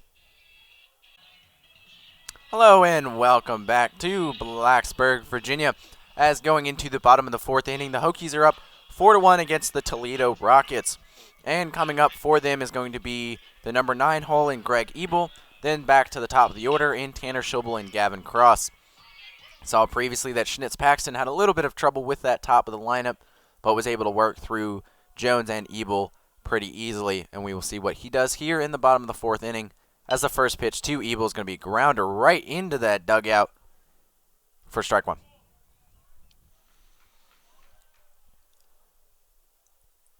Stepping out of that box is Ebel, checking himself, making sure that everybody over there in the dugout is okay. And he's back in the box ready to go. As Paxton works from the windup and throws an off-speed pitch that gets away from the catcher for ball one. Back to the lineup, or back to the windup for Schnitz Paxton.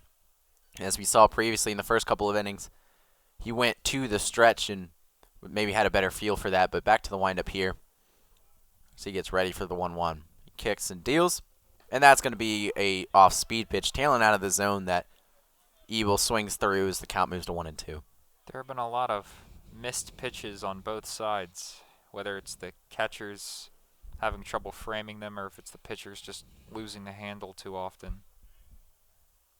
Bit of both, it does seem.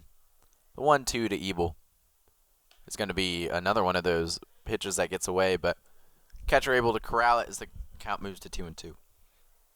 The one time Ebel will be grateful that he's not the tallest guy on the field, as that one almost took his head off. As ready to go is Paxton. From the windup, throws that off-speed pitch off the outside, try to get Ebel swinging like he did previously in the at-bat, but Ebel laying off of this one as the count moves to 3-2. And Paxton with that Clayton Kershaw-esque windup as he lifts the glove above his head and then back before he sees the pitch.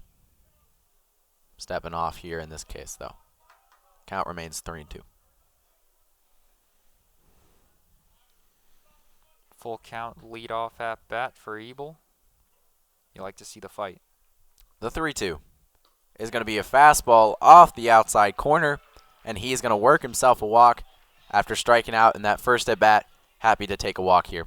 Yeah, you like to see the fight. You love to see the walk, though, as Tanner Schobel comes up having a 1-2 day, I believe. 0-1 with the walk here today. 0-1, of course. It was a walk. May have remembered that as a single by accident. But nonetheless, part of that lineup, that top of the lineup, that's given Paxton some issues today. The first pitch to him is going to be an off-speed pitch right there, but he does not swing for strike one. Be interesting to see. Ebel over there took a decent lead on that first pitch, so we will see what he is thinking about on this one. The 0-1 to Schobel. It's going to be a pitch that bounces away from the catcher. Ebel's going to go down to second, and there's going to be no throw from the catcher as he moves over quite easily. And there's now a runner on second with nobody out. It's been another point of contention for Toledo. They haven't been controlling the run game very well due to those wild pitches. They've been letting base runners run wild on them. You can't have that happen. Is that if you give away free bases, you're not going to win games. No, not at all. So counts 1-1 with that runner on second base. That pitch is going to be a fastball, close pitch, but call the ball as the count moves to 2-1. Man in scoring position with a man who can swing the stick up for the Hokies. In prime position to score again for them. The 2-1 to Schobel is going to be an off-speed pitch that bounces in the dirt, but making a nice play behind in the dish is Strother as the count moves to 3-1. What a dream it would be to get these two guys on for Gavin Cross, who's up next to hit in the circle. As both Cross and Rumfield having very good days thus far. Rumfield, of course, with the home run back at the bottom of the third inning.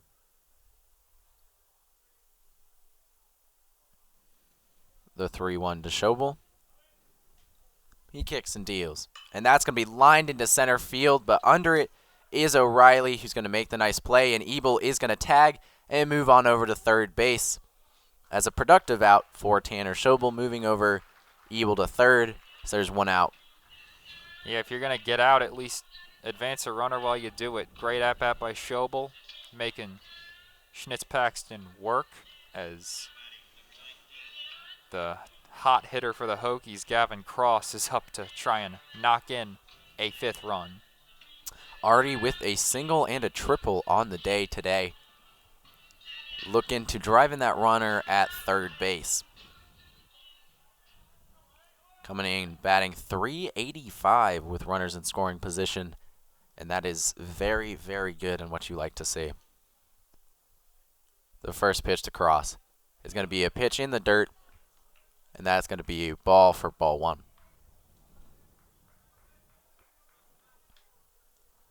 Hokies just looking to tack on some more runs in the bottom of the fourth inning. And they've really made Schnitz-Paxton work, already at 77 pitches, and have been able to score 4 runs off of him thus far. Looking for some more. The 1-0 is going to be a dribbler down the right field line, but foul into the dugout for 1-1. he readjusts his batting gloves out of the box, getting set back up. Is ready to go.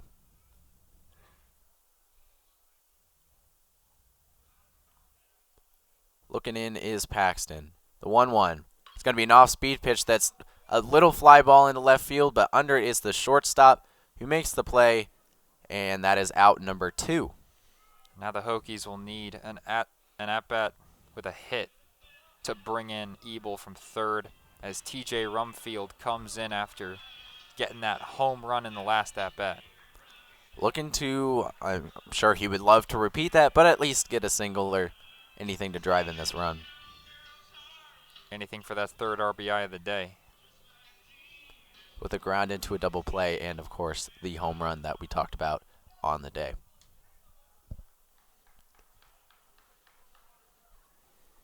The first pitch to him is going to be a fastball down and in, but out of the zone for ball 1.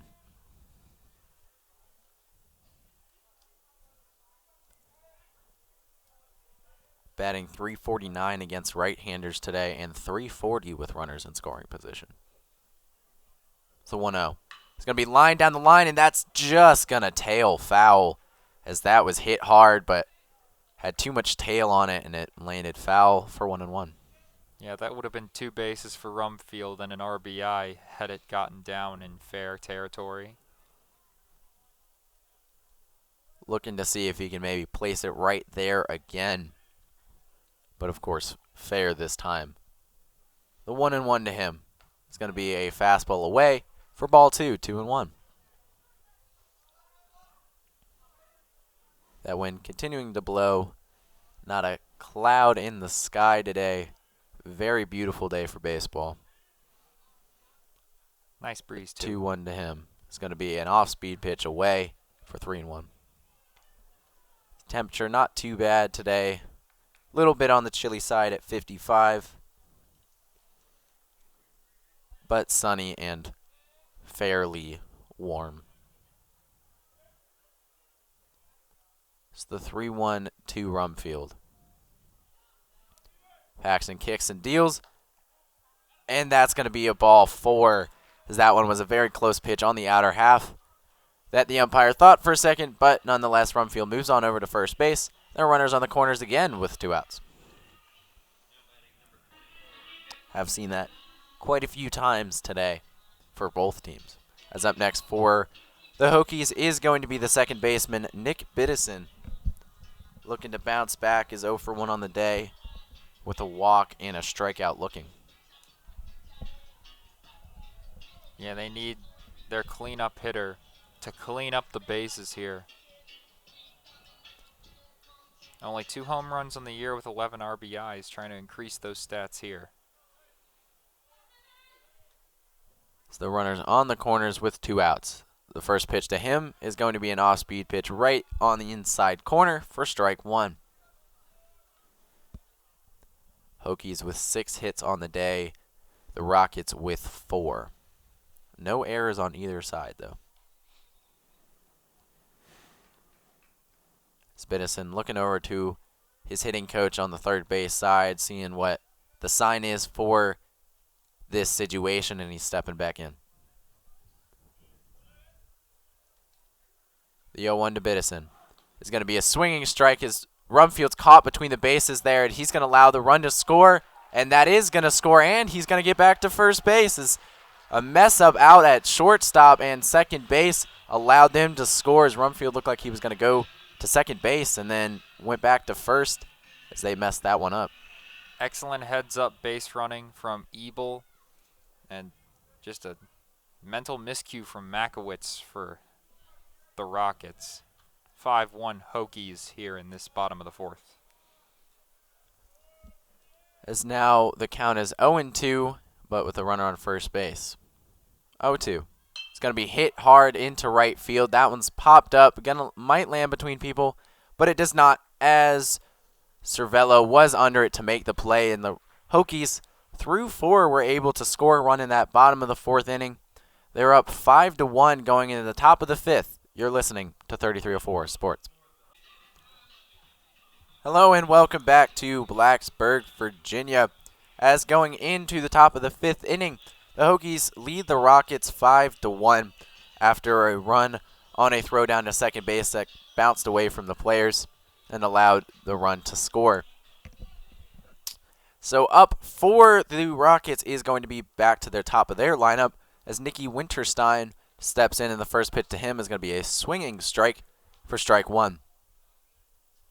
Alfred has had no issues with the top of the lineup today. It has been the lower parts of the lineup that have caused him issues, as that second pitch is going to be a fastball for strike two and a quick 0-2 count.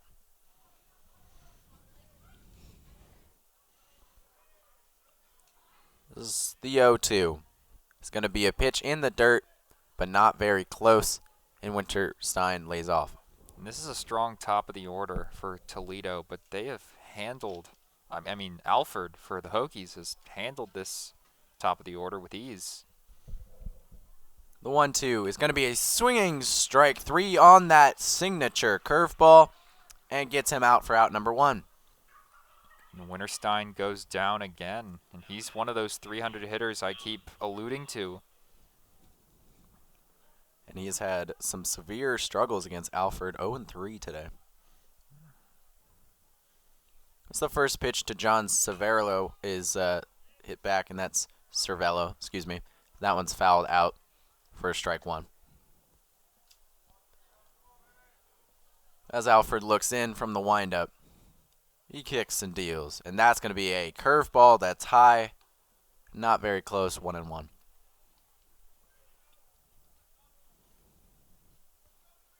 Working quick, the 1-1. It's going to be a fastball that bounces out of the catcher's mitt, but was up and in for 2-1.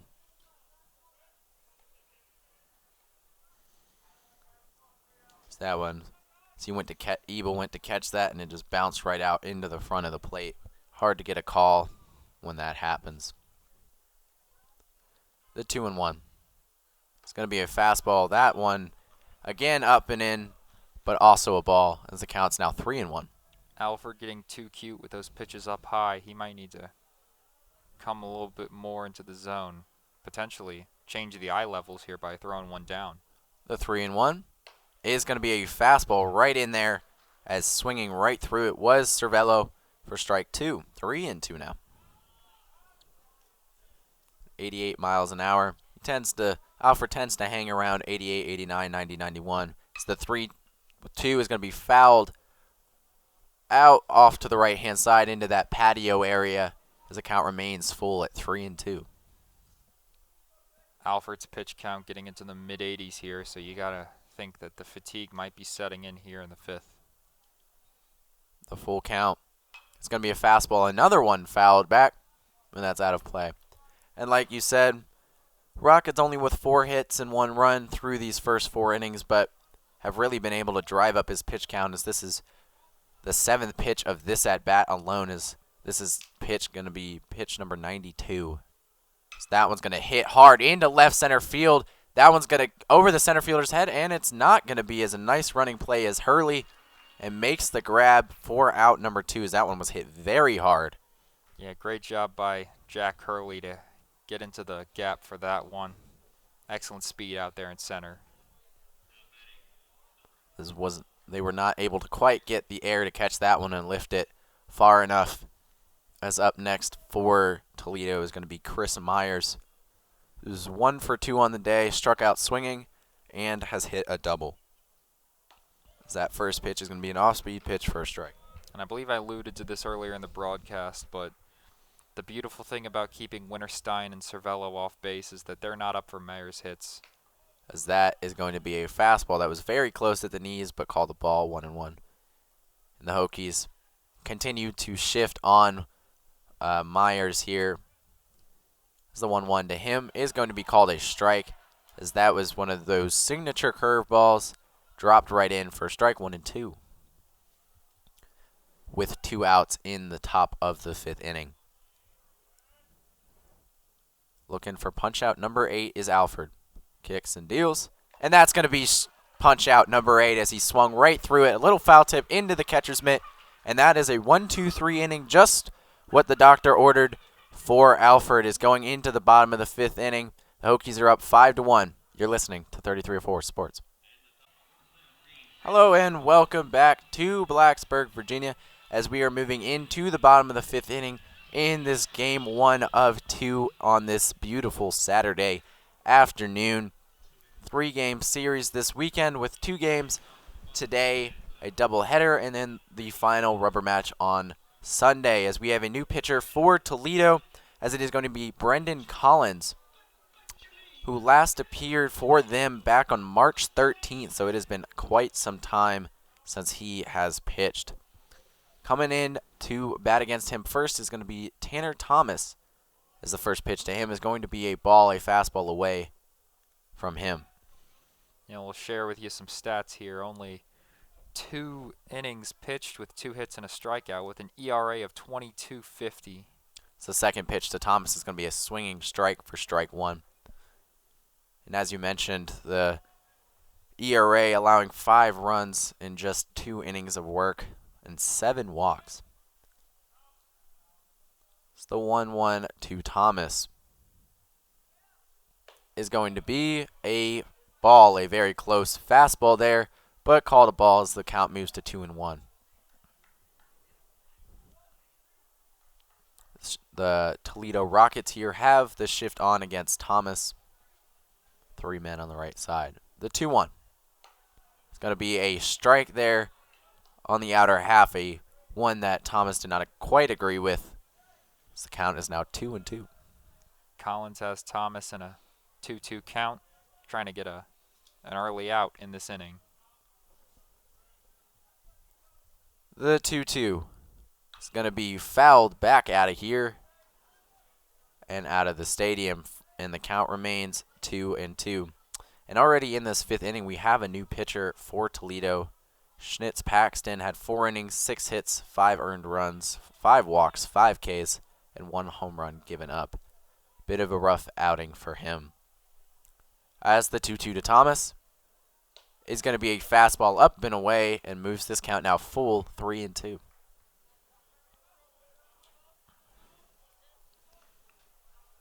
Paxton threw 87 pitches through those 4 innings.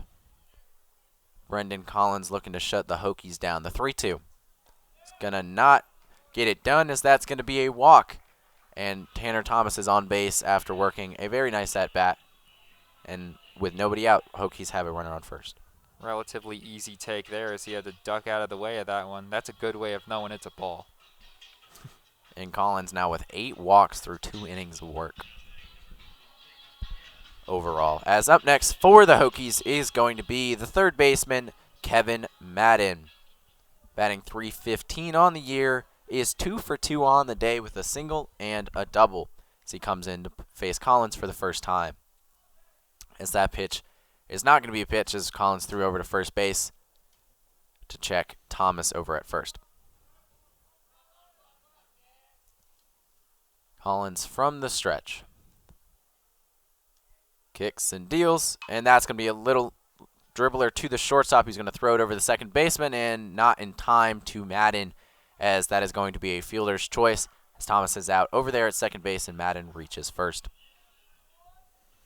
Good grab by Hatfield, but had to come in on that one, and Madden digging all the way to get to first base.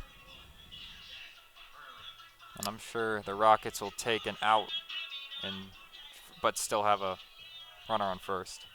Absolutely. Anything to keep these Hokies off base. As up next for the Virginia Tech Hokies is going to be Jack Hurley, who sits 0-1 on the day with a walk and a strikeout. First pitch to him is going to be a swinging, lazy swing, as that one got away from the catcher, and Madden, a delayed steal there, thought about it, didn't really realize where the pitch was or where the ball was, but once he recognized that, moved on over to second base. Runner in scoring position with 1 out for Jack Hurley and the Hokies. Hurley will be looking to drive that run in, see if these Hokies can continue to tack on as they have done so far today. The 0-1 shows bunt and is bunting, but that one gets foul behind home plate. The count's now 0-2. trying to use his wheels to get on base there. Maybe recognize the third baseman was a little bit further back. Absolutely. Collins with a good chance to end this inning. Well, not end the inning, but it's only the second out if he can get it. But get Hurley out here with that runner on second. Absolutely. The 0-2 to Hurley. And that is going to blow right by him as he was way late, and that was just kind of an ugly hack out of Hurley as he now has 2 strikeouts on the day and continues to show while he leads this team in strikeouts. As up next for the Hokies is going to be Carson Jones, the left fielder. Coming into this at-bat 0-2 on the day. Looking to drive in that run for the Hokies. Continue to tack onto this lead. The first pitch to him is going to be hit hard to center field, but under it is O'Reilly coming in on it, and that's going to land, and that's going to get over his head, and scoring is going to be Madden, and into second base is Carson Jones, as that was a bit of a weird play by O'Reilly in center field, just kind of lazily ran to it, and that landed for a double in front of a center fielder. Yeah, I'm not sure what O'Reilly was thinking out there. I mean, he just completely misplayed it. He didn't run nearly as hard as he should have to get up to that shallow hit. Yeah, that was a very interesting play by O'Reilly out there. Very sloppy as the Hokies able to tack a run on now, and the score is 6-1. Up next for the Hokies is going to be number 5, Greg Ebel. Carson Jones on second, and that pitch is going to be a fastball off the outside corner for ball 1. Yeah, and he came in so weird on that one that he even misplayed it for himself. The turf, a little bit more bouncy maybe than grass, bounced over his head and made it easy for Jones to get to second. The 1-0 to Ebel is going to be a ball, a fastball up and away. Jones making Collins think about it over there at second, kind of bouncing back and forth. Ebel with a walk, but a run off of that walk as he made it all the way around the base path, scoring on a failed throw-out attempt.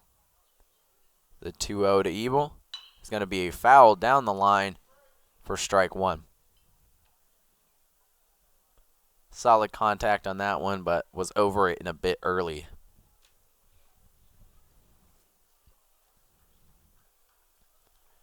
As that wind continues to blow when the left-hander Collins steps back onto the mound. The 2-1.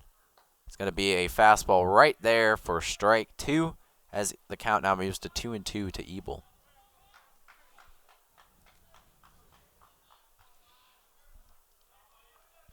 Two strikes, 2 outs, 2 balls to Ebel with a runner out there on second base. 1 run home already in this bottom of the 5th inning. The 2-2 is going to be a fastball in the dirt that kind of gets away from the catcher, but staying at second is Jones as that bounce to the third base side. Again, we're seeing these issues with the pitchers and the catchers communicating. A lot of balls getting away from the catchers. Yeah, and we can't say if it's the pitcher or the catcher, maybe a combination of both, but those off-speed pitches just tend to get out of the grasp of either Ebel or Strother. As the 3-2 to Ebel is going to be fouled back, as staying in this at-bat is Ebel, working off that pitch, and the count remains full. The slightest contact to keep that out of the reach of Strother. As now 6 pitches in this at-bat, the 7th one coming up. Ebel looking to drive that run in home on second base. The 3-2 is going to be hit hard into center field. Under it is going to be O'Reilly, who makes a nice play and grabs it for an easy out there. So that's going to end the bottom of the 5th inning for the Hokies. They are able to score run on the double by Jones, and the score is now 6-1 through 5. You're listening to 3304 Sports. Hello and welcome back to this gorgeous day in Blacksburg, Virginia. A little chilly with some wind, but overall very beautiful day. As the Hokies are currently up 6-1 through 5 innings in this game 1 against the Toledo Rockets. Coming into the top top of the sixth inning. Peyton Alford is still out there, and Trace Hatfield up for his first pitch as that ball is bounced in the dirt. This is the 97th pitch for Alford, approaching 100 pitches here. And the Hokies probably looking to get about one more inning to him, as the second pitch is going to be a fastball blown right by Trace Hatfield, and the count moves to 1-1.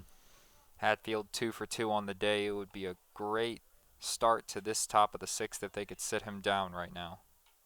Looking to do just that. The 1-1 is going to be hit hard to Madden. That's going to take a weird hop and going to get through. I'm going to be honest and be surprised if they give Madden an error for that one, as that one kind of took a weird hop and was hit very hard. And that will be an error to Madden out there in the hot corner, as they just put it up on the scoreboard. Even when he hits it right to a fielder, Hatfield just gets on base. And I could see that, as that was hit directly at Madden, but hit very hard. And he reaches first, and already a runner on, as it looks like Coach Ryan Fecto is going to have a talk with Peyton Alford. There is somebody warming up in the Hokies bullpen. It does not look like he is ready to come in yet. He, as in Alford here, has had a little bit of trouble with this part of the lineup. So maybe getting that person ready just in case those troubles continue. Yeah, and this next pitch is, according to what I'm looking at, is going to be Alford's 100th. So probably just want to make sure he's still good to go, as he might have lost some velocity on those high-speed pitches. As up next for the Rockets is going to be their number 6-hole hitter, or their number 5-hole hitter, Danny O'Reilly, as that pitch is an off-speed pitch away for ball one. So that runner on first, O'Reilly coming into this one, is 0 for 1 with a walk. The 1-0 to him bounces in front of Ebel, but making the nice stop to keep it in front of him was Ebel. The count is now 2-1. A 2-0 count from your pitcher, who's currently in triple digits for pitch count, is not a good sign. And no shocker then why there is that man warming up out in the bullpen. So the 2-0 to Danny O'Reilly comes up. And that one's hit hard, but that's got under it. And over there in right field is Cross, who's under it and makes the nice play. And trotting on back was Hatfield. Just got a little too much under it was O'Reilly. And Cross was able to grab it. Good sight for Alford to see that pitch get caught out there at right. Needs to get some quick outs, especially with Hatfield on first currently. And up next for Toledo is going to be the left-handed hitting Scott Makowitz. Has 1 for 1 on the day with a double and a walk. So been a bit of a thorn in the side of Alford. We'll see what he does here. The first pitch to him. It's going to be a strike right at the knees. A very nice pitch for strike one. Madden playing off the line several feet, usually a little bit over to his right from where he's playing right now. So big gap down there. The 0-1. Going to be an off-speed pitch that gets there right on the outside corner for strike two. Very nice curveball out of Alford. The count is now 0-2 with 1 out and a runner on first base.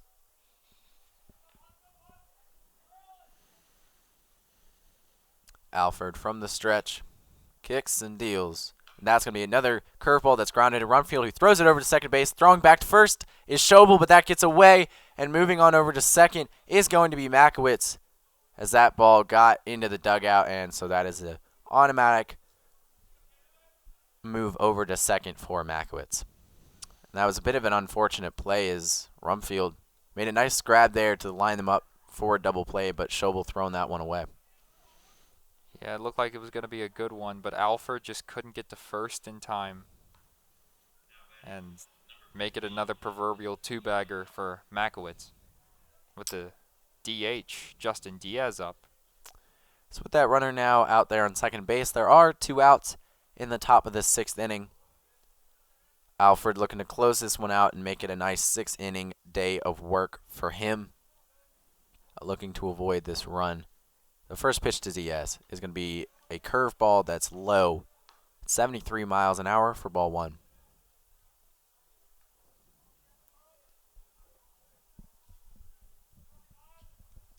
Taking a decent lead is Makowitz, or is O'Reilly. Or yes, it is Makowitz over there at second base, the 1-0.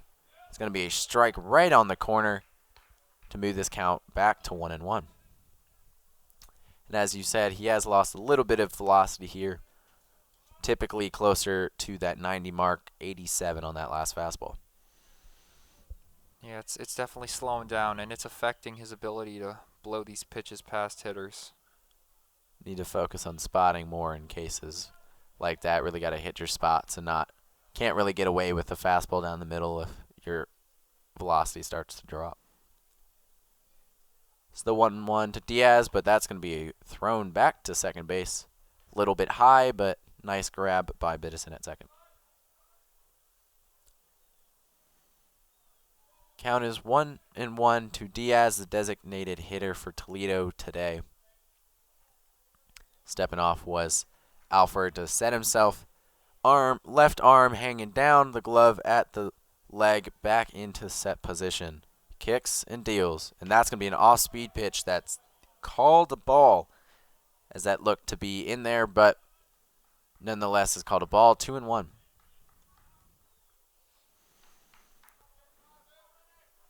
A good count for Diaz here. The 2-1 to Diaz. 2 outs, runner on second. Kicks and deals, and that's going to be a fastball in the outer half, and that's going to be a strike for 2-2. Not seeing a lot of swinging out of Justin Diaz on this at-bat. A lot of just takes, seeing what Alford has. Already with 2 Ks today, so perhaps looking to try and feel him out. Looking for punch-out number 9. The 2-2. And that's going to be a fastball just inside. Unable to get the calls. The count now moves full 3-2. Back up to 90 miles an hour on that fastball. Trying to rear up to finish this guy. Yeah, Alfred's empty in the tank here. Currently sitting at 110 pitches, looking to close this guy out. And strikeout number 9. 3-2. And unable to get it is a fastball low, and he walks him on this one. Walks Diaz, and the runner moves over to first base, first and second. And we will look over to the dugout and see if that will be the end of the day for Alford. As it does not appear it will be, as they are going to let him finish. Letting the senior, and nope, that is going to spell the end of the day for him. As they will come to the mound and talk to him. Pitching coach took his time to come out. It does not look like Coach Sheff.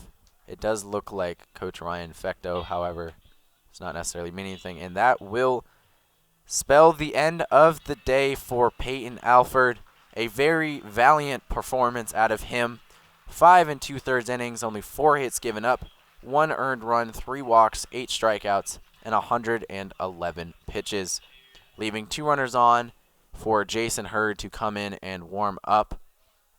Very valiant for Peyton Alford, as we said, and Jason Hurd will come in here to look to get them out of the jam, needing only 1 out. We will be back after a quick break. You're listening to 3304 Sports. Welcome back to Blacksburg, Virginia, as we are just about ready to go with Jason Hurd out there on the mound for the Hokies, looking to get them out of this jam with runners on first and second. And coming up to bat for the Toledo Rockets is Mason Sykes. Hurd having a little bit of a rough year, a 6 ERA out there, but against UVA did pretty well, went 4 1/3 innings, only 5 hits given up, 1 earned, and 3 Ks throughout his overall several appearances in that weekend series last weekend. Looking to continue that and get them out of this jam, get them back in the dugout. Right, and he's facing a low average hitter in Mason Sykes, and he just needs 1 out to get out of this inning. As Hurd goes for this first pitch. and that's going to be an off-speed pitch that's fouled down the line. And excuse us, it looks like there is a new hitter, a pinch hitter for Mason Sykes. It is Darren Davis, number 7, batting .232 on the year. My point still stands. It's an optimal position for Jason Hurd to end this inning. As Hurd looks in, the count 0-1. From the stretch, he kicks and deals a fastball away, not very close, and the count moves to 1-1. Hurd, a righty, on the mound, looking to get Darren Davis out.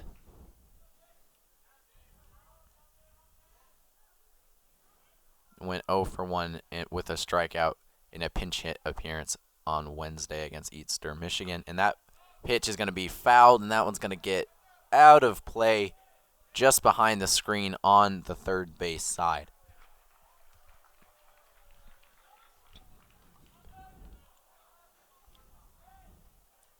As everybody walks back to their positions and gets ready to go. The count 1-2 with 2 outs. Hurd looking to punch him out here and get them back in the dugout.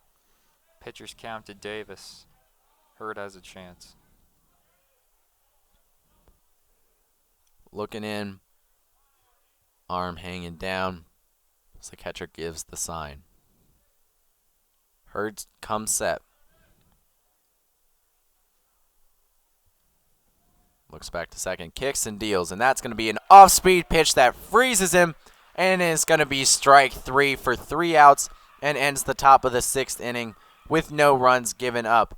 Hurd finishes that one out for Alford, and moving into the bottom of the 6th inning, it is going to be the top of the lineup for the Hokies. Schobel, Cross, and Rumfield looking to continue the damage they have been doing. You are listening to 33-4 Sports. Hello and welcome back to Blacksburg, Virginia, at English Field at Atlantic Union Bank Park. Moving into the bottom of the 6th inning, the Hokies are up 6-1 with 7 hits and 2 errors. The Rockets 4 hits and no errors. Out there on the mound for Toledo is still Brendan Collins. And back to the top of the lineup for the Hokies in Tanner Schobel. And the first pitch to him is called a strike for strike 1, 0-1. Schobel on the day, 0 for 2 with a strikeout, but also has a walk. The second pitch to him is an off-speed pitch in the dirt for a ball, 1-1. Collins looking for another clean inning here as he got that ERA down to 15 as a result of that clean inning last time. That one's fouled back as that run that was given up in the last inning was not earned to Collins. So back in the box is Schobel, the righty. Then the count is 1-2 to him. The 1-2 is going to be an off-speed pitch that punches out. Schobel looking, thought it was inside, but it was ruled strike 3 by the umpire, and that moves to 1 out in this inning. Yeah, Schobel tried to hold back on that, but it was a strike up high in the zone regardless. Up next for them is going to be number 19, Gavin Cross, who already has 2 hits on the day, 2 for 3 with a single and a triple. Already has that hardest part done for the cycle. The first pitch to him is going to be an off-speed pitch away for ball 1. Got that triple earlier with the hard ball against the wall. And we've been talking about how good of a hitter Cross is. He's been getting on base a lot. So that second pitch to him is a ball as well. And, I mean, he doesn't have any RBIs today, but he's been getting on for those 3- and 4-hole hitters. And he's been getting driven in himself. Typically a 3- or 4th-hole hitter himself, as the 2-0 to him is a ball, and that one's away. Cross already with a cycle earlier this year. Hit it against ECU, and was the first time a Hokie had done so since 2010. It's the 3-0 to Cross. There's going to be a fastball in the dirt, and that's going to be a 4-pitch walk to Cross, and he's on base for the 3rd time today. Yeah, it's almost as if Collins didn't want a piece of Cross on that at-bat. as Rumfield steps up with a homer to his name in the day. And you cannot blame Collins for not wanting to pitch the cross, but you have just as bad of a hitter in Rumfield who already has a home run on the day. Exactly. He's hit one with Cross on base. So it'll be interesting to see if he could do it again. This is the first pitch to him is a ball in the dirt, and Cross is going to go on and take second base with no throw as that ball got away from the catcher. Again, another ball that got away from the catcher and another 90 feet given up. So counts 1-0 to TJ Rumfield. 2 RBIs on the day from that home run back in the third. Hokies looking to cash in with that runner on second base with only 1 out in this inning. The 1-0 is going to be an off-speed pitch in the dirt for a ball, and the count moves to 2-0. That is 6 straight pitched balls from Collins. He needs to find the zone again. I would be surprised if Rumfield swinging on this one, as you said, with those 6 straight balls. The 2-0 to Rumfield is a 50-foot bouncer, and the count now moves to 3-0. Every green light in Blacksburg is flashing for Rumfield right now as Strother goes out to talk to Collins, as that is now 7 straight pitched balls. Need to get it under control here, as I imagine he will be just looking to lay one in and get a strike over. Cross out there on second base. Toledo playing straight up. Shortstop keeping him Cross honest over at second. The 3-0 is going to be not even close, and that's another 4-pitch walk as Rumfield moves on over to first base. And that is 8 straight balls and 2 straight walks. As up next is going to be the cleanup hitter for the Hokies in Nick Biddison. And that is going to, looks like we will have a new pitcher here, as they are going to take Brendan Collins out of this game. As after 2 straight walks, that is going to be the end for him. It's his line today, 1 1/3 inning, 1 hit, no earned runs given up, 3 walks, 2 Ks. We will have a new pitcher here. Yep. We see that new guy coming out. It's going to be Cal McCannich for the Toledo Rockets. The Hokies back in business, have only had 1 inning thus far that they haven't scored a run through 5 innings. Runners on first and second with 2 outs. Coming up will be the 4th hole hitter in Nick Biddison. We will be back after this short break. You're listening to 3304 Sports. Hello and welcome back to Blacksburg, Virginia, as we are ready to go with Cal McCannich up pitching for Toledo on the mound, facing Nick Biddison in a bit of a tough spot here to come into with runners on first and second and 1 out. First pitch to him is going to be a double steal, and there's going to be no throw, surprisingly, as both runners are going to move up, and that is a double steal for the Hokies. Strother's performance in the field today has been suspect for Toledo. He's been letting guys run all over the base paths. He's been losing a lot of wild pitches. Just not the best performance out there for him. Very true, and I wouldn't be surprised if we saw a feeling difference here. As the second pitch to Biddison is going to be a ball, and it looks as Cal McCannich is a bit of a right sidearm submarine type guy, as he sort of bends over and is in that weird gray area between sidearm and submarine as he bends down. So all of the fielders for Toledo are in, and that pitch is going to be a ball, as it counts now 3-0 to Biddison. Not off to much of a better start, as that is now 11 straight balls to these last 3 hitters. 8, of course, from Collins earlier, and 3 from Cal right now. Yeah, if he gets a challenge pitch, get ready for Biddison to come unglued. All the fielders in. The 3-0 is a fastball right there, but he lets that one go, and the count moves to 3-1. He got the pitch right there, but he actually stayed home, hoping it would be too high. Perhaps trying to feel him out or something. But now with 3-1, I suspect, as you say, the 3-1.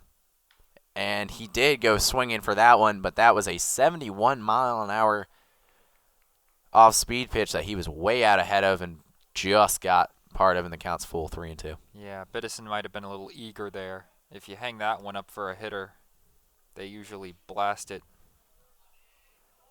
It's now the 3-2 to Biddison. Is going to be just got a bit of that one. Is again another 73-mile-an-hour off-speed pitch that he's able to foul off and keep his count full. Credit to McCannich. He has fought his way back into this at-bat. He is finding the zone, and he's got Biddison in a full count. Would be a very big punch-out if he could get him out right here. The 3-2 to Biddison. He's going to be fouled back as he continues to stay in this one. That one was an 84-mile-an-hour change up there that he was inside and he fouled back. Additionally, I'd argue that this is Biddison's best at-bat of the day. The fight that you're seeing from him at the plate right now, that's what leads to hits. And it would be a very big one here if he could get a single and score these runs. 3-2 to Biddison. Is going to be a foul ball again, as that one was an off-speed pitch that he just stuck his bat out and poked foul. And as you said, continuing to really put on a show, as this is 8 pitches in this at-bat. And you can see this infield for the Rockets. They're playing up. They are getting ready just in case Biddison hits a chopper or perhaps lays down a bunt. 3-2 to Biddison. And that one is going to be a fastball up and in, and a very, very good at-bat for Nick Biddison to work 9 pitches out of this relief pitcher and now load the bases with 1 out. And up next for them is going to be the DH on the day, number 23, Tanner Thomas.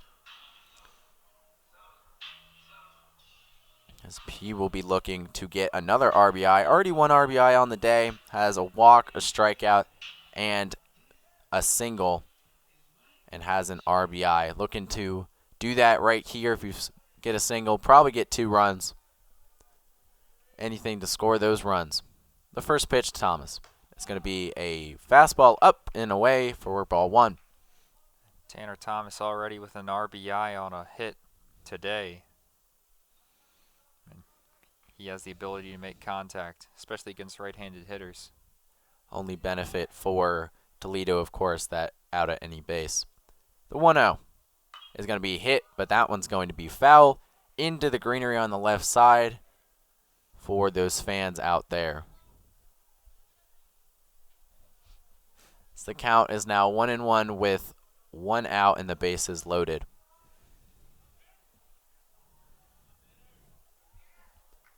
Thomas in a big spot here to really break this one open. Up 5-5. You can really put this one out of reach right here.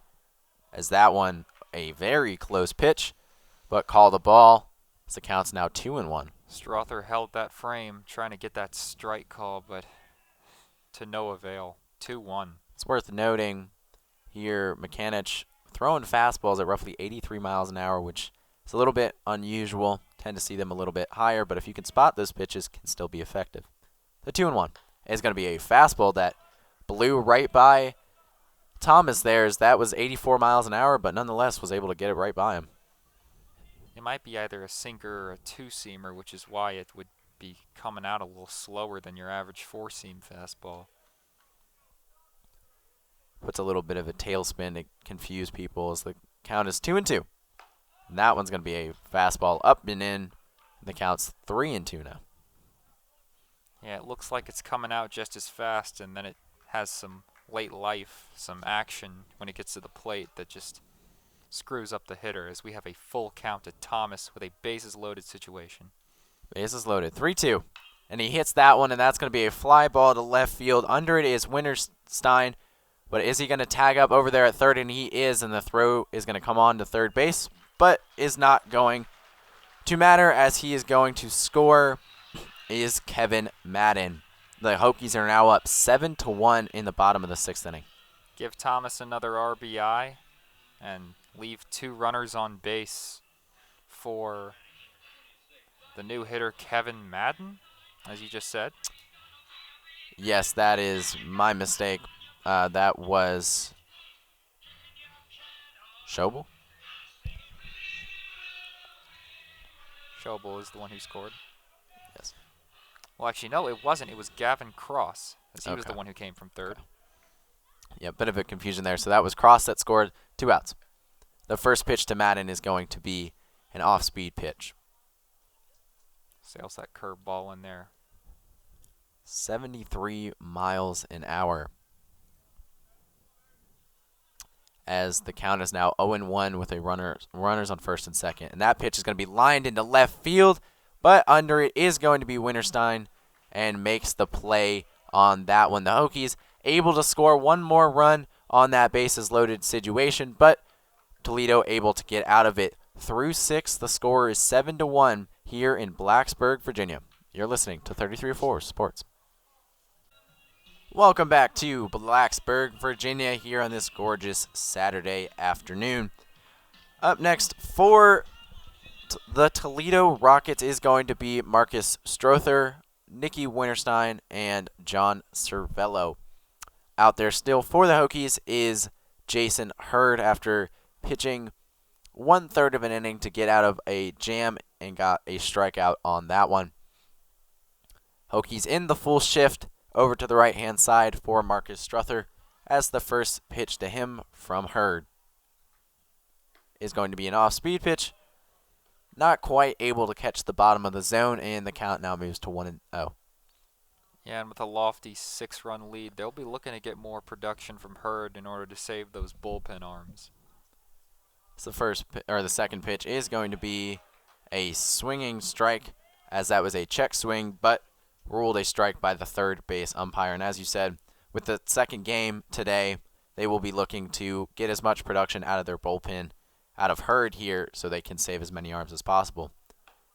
So that pitch is going to be a strike, and the count moves to 1-2.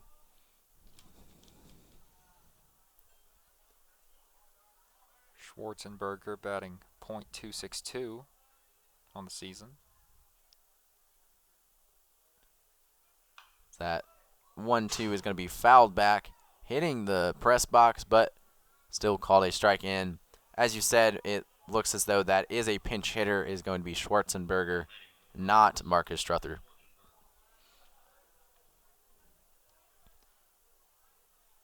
As the 1-2 to Schwarzenberger from Jason Hurd is going to be an off-speed pitch in the dirt. Pretty good pitch there with 2 strikes, but was not biting on it, was Schwarzenberger.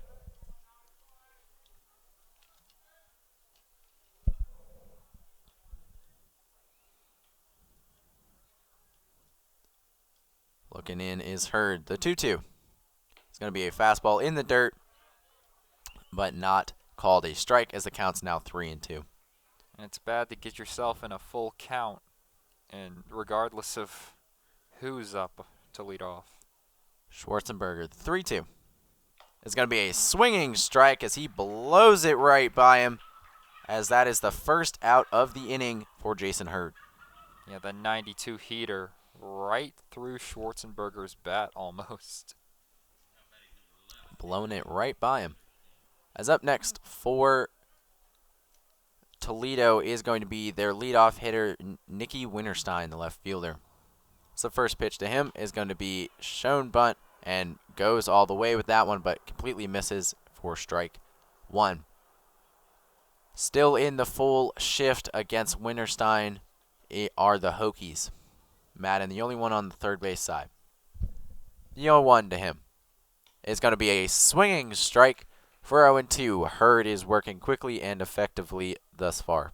Despite the talent making contact that Nicky Winterstein has, at batting .326 on the season, he has yet to get any contact today. The 0-2 is going to be a bouncer fastball, and the count moves to 1-2. And to that end, you really need your leadoff guy to get on base and try and set your offense up, especially when you're down by 6, and he just has not been able to do that today. The 1-2 from Hurd. kicks and deals, and that's going to be a little dribbler, but that's going to bounce foul behind the plate. And the count remains 1-2. Hurd trying to get him on that low and in off-speed pitch, but able to fight it off with Winterstein.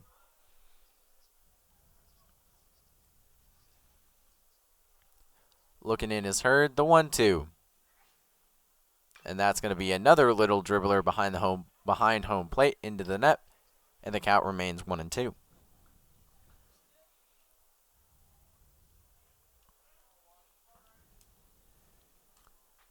That game, continuing this from the game on Wednesday, he went 0 for 4 with 2 strikeouts against Eastern Michigan.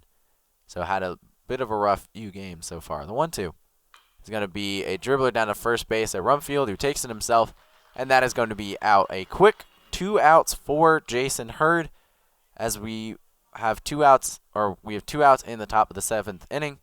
And up next for Toledo is going to be John Cervello. Yeah, and you like to see Hurd getting these big outs in this game to try and finish off these last 3 innings with a 6-run lead, especially given the lack of production that he's had throughout the season. It's the first pitch to Cervello.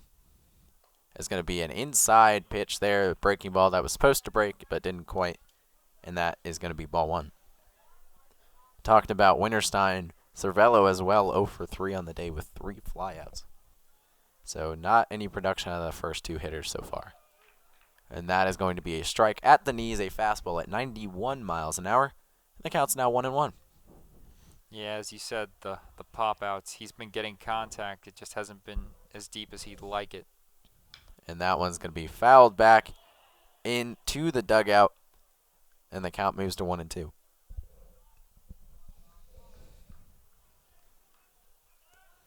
Stepping back in, Hurd looking for a very quick inning here in the top of the 7th inning. 1-2 with 2 outs. He kicks and deals, and that's going to be an off-speed pitch that rolls to the second baseman, Biddison, who picks it up, throws it to Rumfield, and gets him by his step. And that is going to be the end of the top of the 7th inning. That is another 0 for the Hokies, and Jason Hurd through a very quick 1-2-3 inning. Going into the bottom of the 7th, it is going to be the bottom of the lineup for Virginia Tech: Jack Hurley, Carson Jones, and Craig Ebel. The score is 7-1. You're listening to 33-4 Sports. Welcome back to Virginia Tech here in Blacksburg, Virginia, as we just had the 7th inning stretch with the Hokies up 7-1. And going into the bottom of the 7th inning, it's going to be Jack Hurley, Carson Jones, and Greg Ebel. We do have a new catcher for the Rockets in Ryan Thompson, as the pinch hitter Schwarzenberger came in for Marcus Struther and was then taken out for Ryan Thompson, as that first pitch to Jack Hurley was a fastball out of the zone. The same pitcher for the Rockets as well in Cal Mechanic, as that second pitch is going to be a strike, and that is 1-1. Yeah, and we'll keep an eye on how Ryan Thompson plays in the field at catcher, as we've commented on Strother's lack of production, fielding, and getting runners out today. 1-1. It's going to be a fastball that blows right by him, and the count's 1-2. Already with 2 strikeouts on the day in Jack Hurley, and as previously mentioned, is the team leader in strikeouts, so we'll be looking to at least put some contact on the ball if possible. The 1-2 is going to be a swing and a miss for strike 3, and that is the 3rd strikeout for Jack Hurley on the day. And that is not what you like to see, as he is now 0 for 4 overall. Up next for the Hokies is going to be number 29, Carson Jones. Already with 1 hit and an RBI on the day. Yeah, that was a big hit last time. It's the reason they're up 6 right now. It's the first pitch to him. It's going to be a fastball up and away for a ball. So the count's now 1-0 to him. Playing a little bit over to the right is the shortstop, playing close to second. A big hole over there on the left-hand side. And the second pitch to him is a strike, and that is 1-1. 1 for 3 on the day is Carson, as we said, a double back in the 5th, and then a ground out and a fly out in the 2nd and 3rd inning. The 1-1 is going to be a ball that gets away from Thompson there, and the count is 2-1. The first ball we've seen go by him. And what I'd like to acknowledge real quick is just the slight production that we've seen from Carson Jones and Garrett Giebel for the Hokies, the 8th and 9th hole hitters. The 1-2 to him is going to be, or 2-1 is going to be fouled back into the stands, and that is going to be a foul ball, and the count moves to 2-2. I mean, the RBI hit for Carson Jones and the run scored by Ebel from 3rd. And it's just good to see those players near the bottom of the lineup doing good. The 2-2 is going to be a grounder to the second baseman, Makowicz, and he throws it on over to first base for the out, and the second out of the inning, as up next is going to be the number 9 hole, Greg Ebel, the catcher for them. And it looks like we are going to have a pinch hitter in Cade Hunter, who has not played in several games for several weeks, has been hurt. And this is the first time that we are seeing him play. Yeah, you can see that excitement from the Hokies bullpen. They are so proud to see him back out on the field as the Rocky theme song plays his walk-up. As that is very big for the Hokies, as he was a key part for them before getting injured, and it is very good for them to see him back and in play. The first pitch to Cade Hunter is going to be a strike.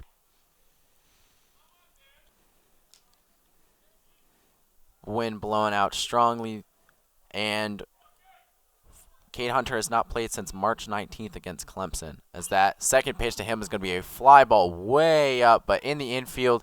Calling it as all the infielders and the third baseman, and they don't make the play, and that's going to get down, and Cade Hunter is going to move on over to second base, and what a heck of a reappearance for him, and a new at-bat and a new time, as it looks like, and he's going to stay out there.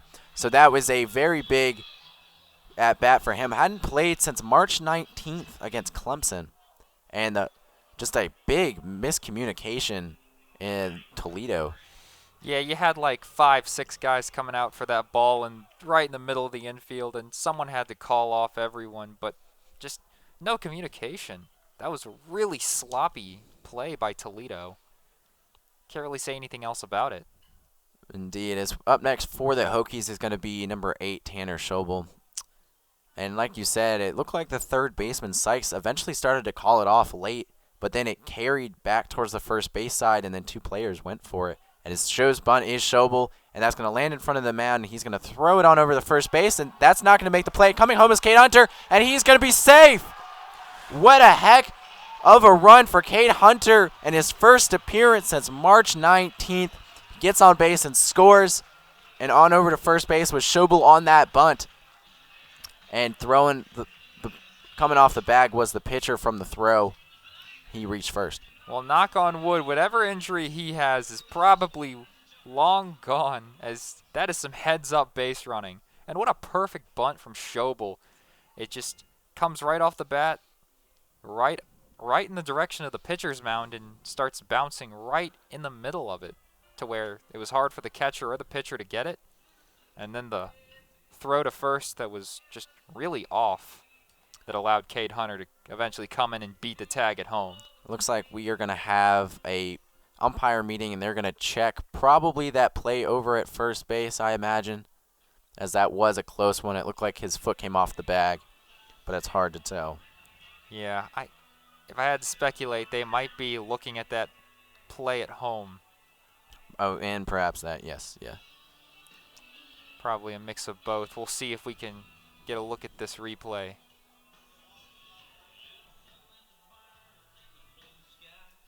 As that was big appearance for them, as that throw from the pitcher carried him off the bag. Here we'll take a look at this first base play. So it came off the bag, and it looks as though he was safe. And Cade Hunter then came home, and he was also safe. Yeah, there's no way. There's just no I way don't. Thompson got that tag in. I would agree. I would think there's both of these. I don't think counted as hits or as either one was an out. They both appeared to be pretty safe.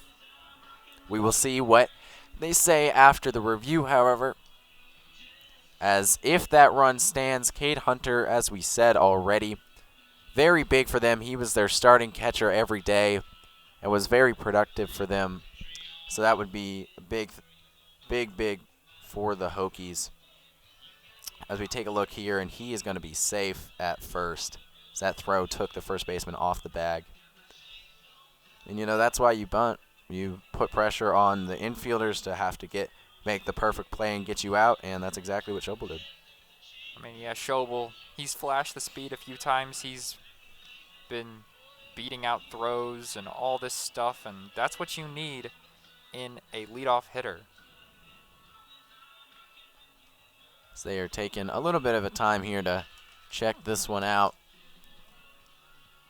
Perhaps, as you said, they might be taking a look at both of these plays, although from the angles that we have, it would appear that they were safe on both accounts. The foot came off the bag and wasn't able to get back in time, and Cade Hunter sliding under that tag. Yeah. And that's 2 straight at-bats for the Rockets where even if this review does somehow end up going their way, that's just 2 straight at-bats where they've had very sloppy infield play. And that you just can't have that. If they carry that type of play into the second game, they are going to struggle. They will, and they'll struggle throughout the series, and you really can't win games if you play like this. And we will see what they eventually call here. Taking their sweet time. Indeed. As we say this, though, Toledo is 15-24 and 13-13 in the MAC conference. So they have struggled a little bit. Recently, they've done a bit better, going 7-3. They call him out at first base. So that run, I'd imagine, is not going to count here as I'm going to take a look. And they're going to go talk to Virginia Tech, and we will have the answer for you when we come back, as they out at first base that throw at first base was called out, and we will be back shortly. That is the end of the 7th inning. You are listening to 3304 Sports. Hello and welcome back to Blacksburg, Virginia, here on English Field at Atlantic Union Bank Park in Game 1 of this doubleheader. On that last play, for clarification, he was called out at first base, and as a result, Cade Hunter, the play at home, does not count, as that was the 3rd out. So the score is currently 7-1 through 7 innings. And that was the first inning since the 2nd inning that the Hokies had not scored a run in a half inning. Up next for Toledo is going to be Chris Myers, and Jason Hurd still out there on the mound going for his 2nd inning of work to try and continue to shut these hitters down. Only 22 pitches thus far. That first pitch was a strike, and the 2nd pitch is now a ball, and the count moves to 1-1. Yeah, and with Jason Hurd pitching this 3rd inning, this is probably the hardest stretch of batters he's going to face. Myers, Hatfield, and O'Reilly, who have been producing today. The 1-1 is going to be a grounder to Rumfield, who's going to take it himself, and that's going to be an easy out number 1 to set down Myers. Jason Hurd's been pitching to contact today. He's been getting some excellent slow-rolling dribblers to the infielders, like that one to Rumfield right there. You love to see your pitchers getting the hitters confused and hitting those little dribblers on the infield. Up next for Toledo is going to be their cleanup hitter, Trace Hatfield, who hits that one hard into right field, coming on strong, and he makes the play. Was Cross. A very nice diving play out of Gavin Cross for the 2nd out of the inning, and Jason Hurd now only 1 out away from another 0 on the board. These Hokies outfielders have been showing some range. We had a play earlier in left field by Jones. We had Hurley, who's shown the speed to get into the gaps and get some fly balls. And then that play by Cross. I mean, all 3 of those guys have been putting in work out there. Up next for Toledo is going to be number 25, Danny O'Reilly, the center fielder, looking to get a hit for the Rockets as that first pitch is going to be a fastball on the corner. Only 4 outs away from being shut down here with only 1 run. Hokies up 7-1. The 0-1 is going to be an off-speed pitch that's also in there for strike 2, and Hurd continues to just attack these hitters. He's looking in to try and punch this guy out and end this top of the 8th. The 0-2, and that's going to be swing and a miss for strike 3, and Hurd through 2 1/3 innings so far has dominated these hitters. And going into the bottom of the 8th, that was a very quick 1-2-3 inning, and the Hokies will have the 2, 3, and 4 hitters up for them. The Hokies going into the bottom of the 8th inning are up 7-1. You're listening to 33-04 Sports. Hello and welcome back to Blacksburg, Virginia. As we move into the bottom of the 8th inning, the Hokies up 7-1, 7 hits and 2 errors. The Rockets 4 hits and 1 error. They were quickly shut down 1-2-3 by Jason Hurd, who came in and just has dominated thus far. Up next for the Hokies is going to be Gavin Cross, then it will be TJ Rumfield, and then Nick Biddison, the 2, 3, and 4 hitters. Out there on the mound still for Toledo is Jason Young, and I say still, it is actually a new pitcher in Jason Young. As the first pitch to Cross is going to be a ball for ball 1. Lively 92-mile-per-hour fastball right there, up in the zone. Young, only 3 2/3 innings pitched, 8 earned runs, 8 walks. So that second pitch is going to also be a ball way out of the zone for ball 2, 2-0.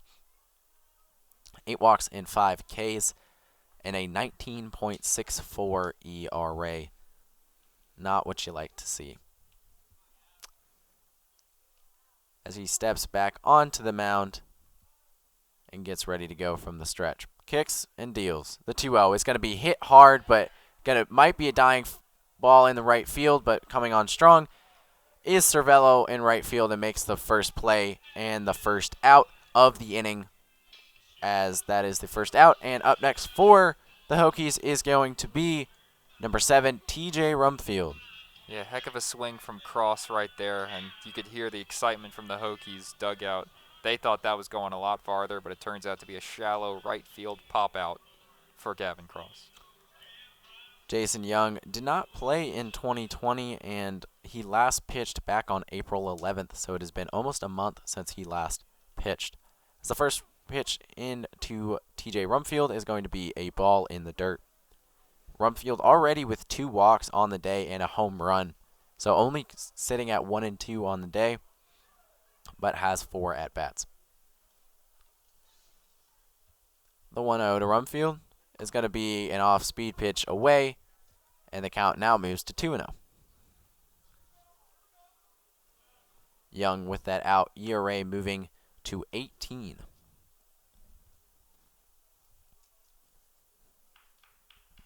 The 2-0 pitch to Rumfield. It's going to be a fastball close, but not close enough as the count now moves to 3-0. That fastball reading at 93 miles an hour. So got some heat on him, but needs to get a strike here. 3-0 to Rumfield. It's going to be a strike right there for strike 1 as he took a little bit off, 90 miles an hour, and the count moves to 3-1. Still a hitter's count for Rumfield. You have to imagine if he's coming unglued if he gets something.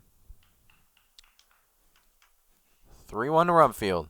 It's going to be a swinging miss, a very big swing for strike 2. And as you said, he really did come unglued but was unable to catch up.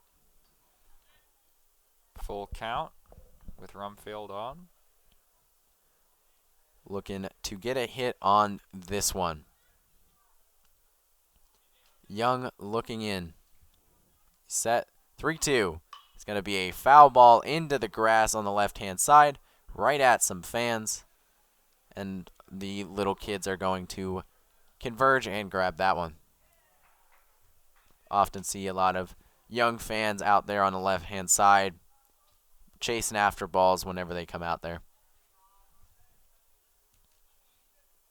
Rumfield stepping back in. The 3-2 again to Rumfield. He kicks and deals. And that's going to be a fastball and going to be a third walk for TJ Rumfield. And after that home run, the Toledo Rockets just want nothing to do with Rumfield.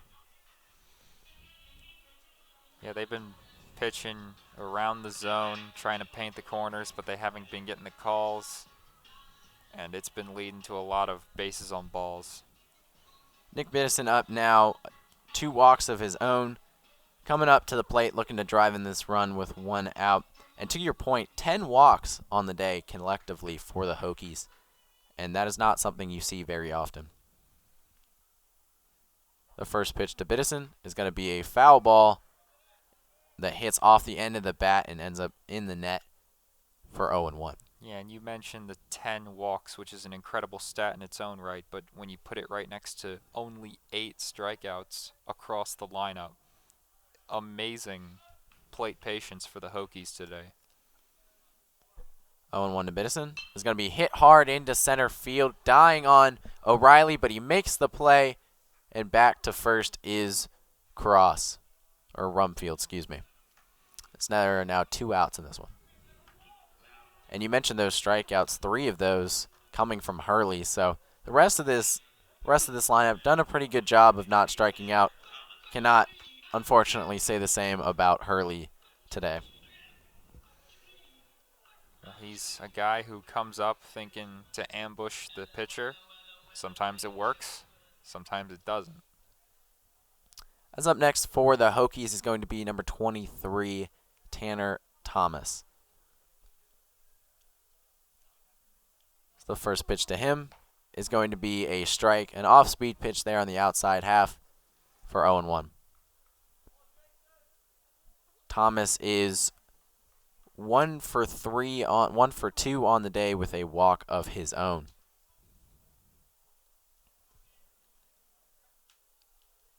The 0-1 to Thomas is going to be a ball in the dirt, bounced up to the catcher, and the count's now 1-1. Thomas responsible for 2 of those 7 runs that the Hokies have put up so far.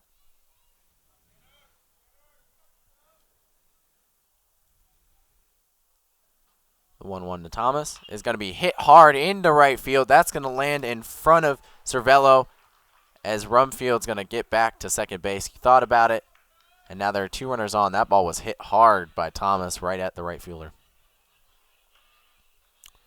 2 runners on now on first and second, and coming up next for the Hokies is going to be the third baseman, number 26, Kevin Madden.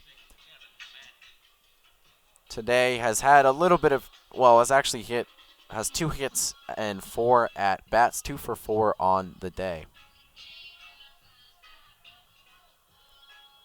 311, batting .311 with 4 home runs and 32 RBIs.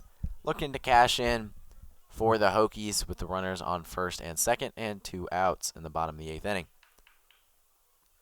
Young comes home, and that's going to be a ball that gets away, and moving over is both runners, and that is going to be another ball that gets away. This time, the first time from Thompson that we've seen that. He has done a significantly better job than Strother did in the earlier part of the game. Yeah, but those wild pitches persist, and you got to start thinking it might be the pitchers. Not that it wasn't their fault to an extent, but still. Absolutely, a bit of fault on each, indeed. Some trouble on communication and some control, and nonetheless, still some issues. 1-0, and that ball's hit hard to the shortstop, who's going to come on strong and throw it on over to first base, and Kevin Madden grounds out to Hatfield. So leaving those 2 runners on second and third. 3-8, it is 7-1 as we move into the top of the 9th. 3 outs left for the Rockets to try and get 6 runs. Here in Blacksburg, the score is 7-1. You're listening to 3304 Sports. It's the top of the 9th inning here in Blacksburg for Game 1 of this doubleheader and Game 1 of this 3-game series. Going into this top of the 9th, Hokies are up 7-1 with Jason Hurd still out there on the mound to try and close this one out. through those 2 innings, no hits, no earned runs, no walks, and 3 Ks thus far, has been absolutely dominating. As the 3 hitters for Toledo is going to be Scott Mackwicks, Justin Diaz, and Darren Davis, it looks like. So that first pitch is a ball to them as the count now moves to 1-0. And that was Mackwicks, excuse me. 1-0. Is going to be hit hard down the left field line. That one's tailing under it, and he makes the play. Was Jones. A very nice running play for him, as he had to move to his right there and run a bit of a ways, but was under it, and that is the first out of this top of the ninth. Jones with the speed to get out to that corner and bring the Hokies 1 out closer to claiming the first game of this doubleheader. Big bounce back win for them if they can secure this one and get this series off on the right foot. Up next for Toledo is going to be Justin Diaz. So that first pitch is going to be a bouncer and ruled a ball. As the count's now 1-0. Hurd looking to finish this one out strong. Make sure that the bullpen doesn't get used too heavily, as that 1-0 is hit hard into right field. Back under it, having to move a bit, but eventually moving to his left and making the play. Is crossed for a quick out number 2, and already 1 out left for the Toledo Rockets, and that is going to be in Darren Davis to try and get them going and see if they can bounce back here. Hurd giving up some hard contact right now, but still getting outs, as those 3 guys in the outfield have really been putting in work today. They have, and they've been doing a very good job. The whole fielders have been doing a pretty good job here. As that first pitch to Darren Davis is going to be a strike, and Hurd 2 strikes away from closing this one out for the Hokies. It's the 0-1 with in the shift to Darren Davis, the third baseman. So that pitch is going to be a strike, a fastball inside, and strike 2 as the count's now 0-2 with 2 outs in the top of the ninth. The Hokies are up 7-1. Hurd looking to end this one quickly as he's already ready to pitch. The 0-2. It's going to be a fastball way out of the zone. The count's now 1-2. Maybe a bit too ready. As you said, was working quick, looking to try and finish this one out for the Hokies. Runners on, nobody on, 3 men on the right-hand side. The 1-2. A very close pitch, but was not called. Strike 3, and the count now moves to 2-2 with 2 outs. Those fielders, as I said, just Madden on the left side, 3 fielders on the right side. Wind continuing to blow out. The 2 balls, 2 strikes, 2 outs in the top of the ninth. He kicks and deals, and that's going to be a fly ball in the infield. Under it is Madden, calling everyone off. He's going to move to his right and has a little bit of a mess up there, but is able to grab it. And that one is going to end the game for the Hokies. The Hokies win this one 7-1 in a fairly easy pedestrian game for Jason Hurd, and a very good offensive showing for Virginia Tech. And Colby, it was a good performance by Alford and Hurd, and the pitching, like we talked about, came out and did what they needed to do today. Yeah, exactly. They limited those 300 hitters. Like, you see these guys at the top of the Toledo order. You got, 2 of those 300 hitters that I was talking about at the top of the broadcast. And not only did Alfred do a good job against them, Hurd did good. Hurd with a really good performance that he needed, as he's been struggling through a large portion of this season. Absolutely. Hurd actually 3 1/3 perfect innings, 3 strikeouts. Peyton Alford 5 2/3 innings, 4 hits, 1 earned run, 3 walks, and 8 Ks. On the other side, Toledo did exactly the opposite of what we talked about. Their starting pitching continued to have its struggles, and their offense just didn't show up today. Yeah. Yeah, and that's pretty much been what we talked about, and that's exactly what happened today. Virginia Tech will look to continue that in the second game of this doubleheader, and that will take place here in about 40 minutes from this end of this game. Then on Sunday will be the final. Hokies take this one 7-1. 3304 Sports will have the call on game 2. We hope you have a good rest of your day, and if you're listening to us, we will see you then. Thank you for listening. This has been a production of 3304 Sports.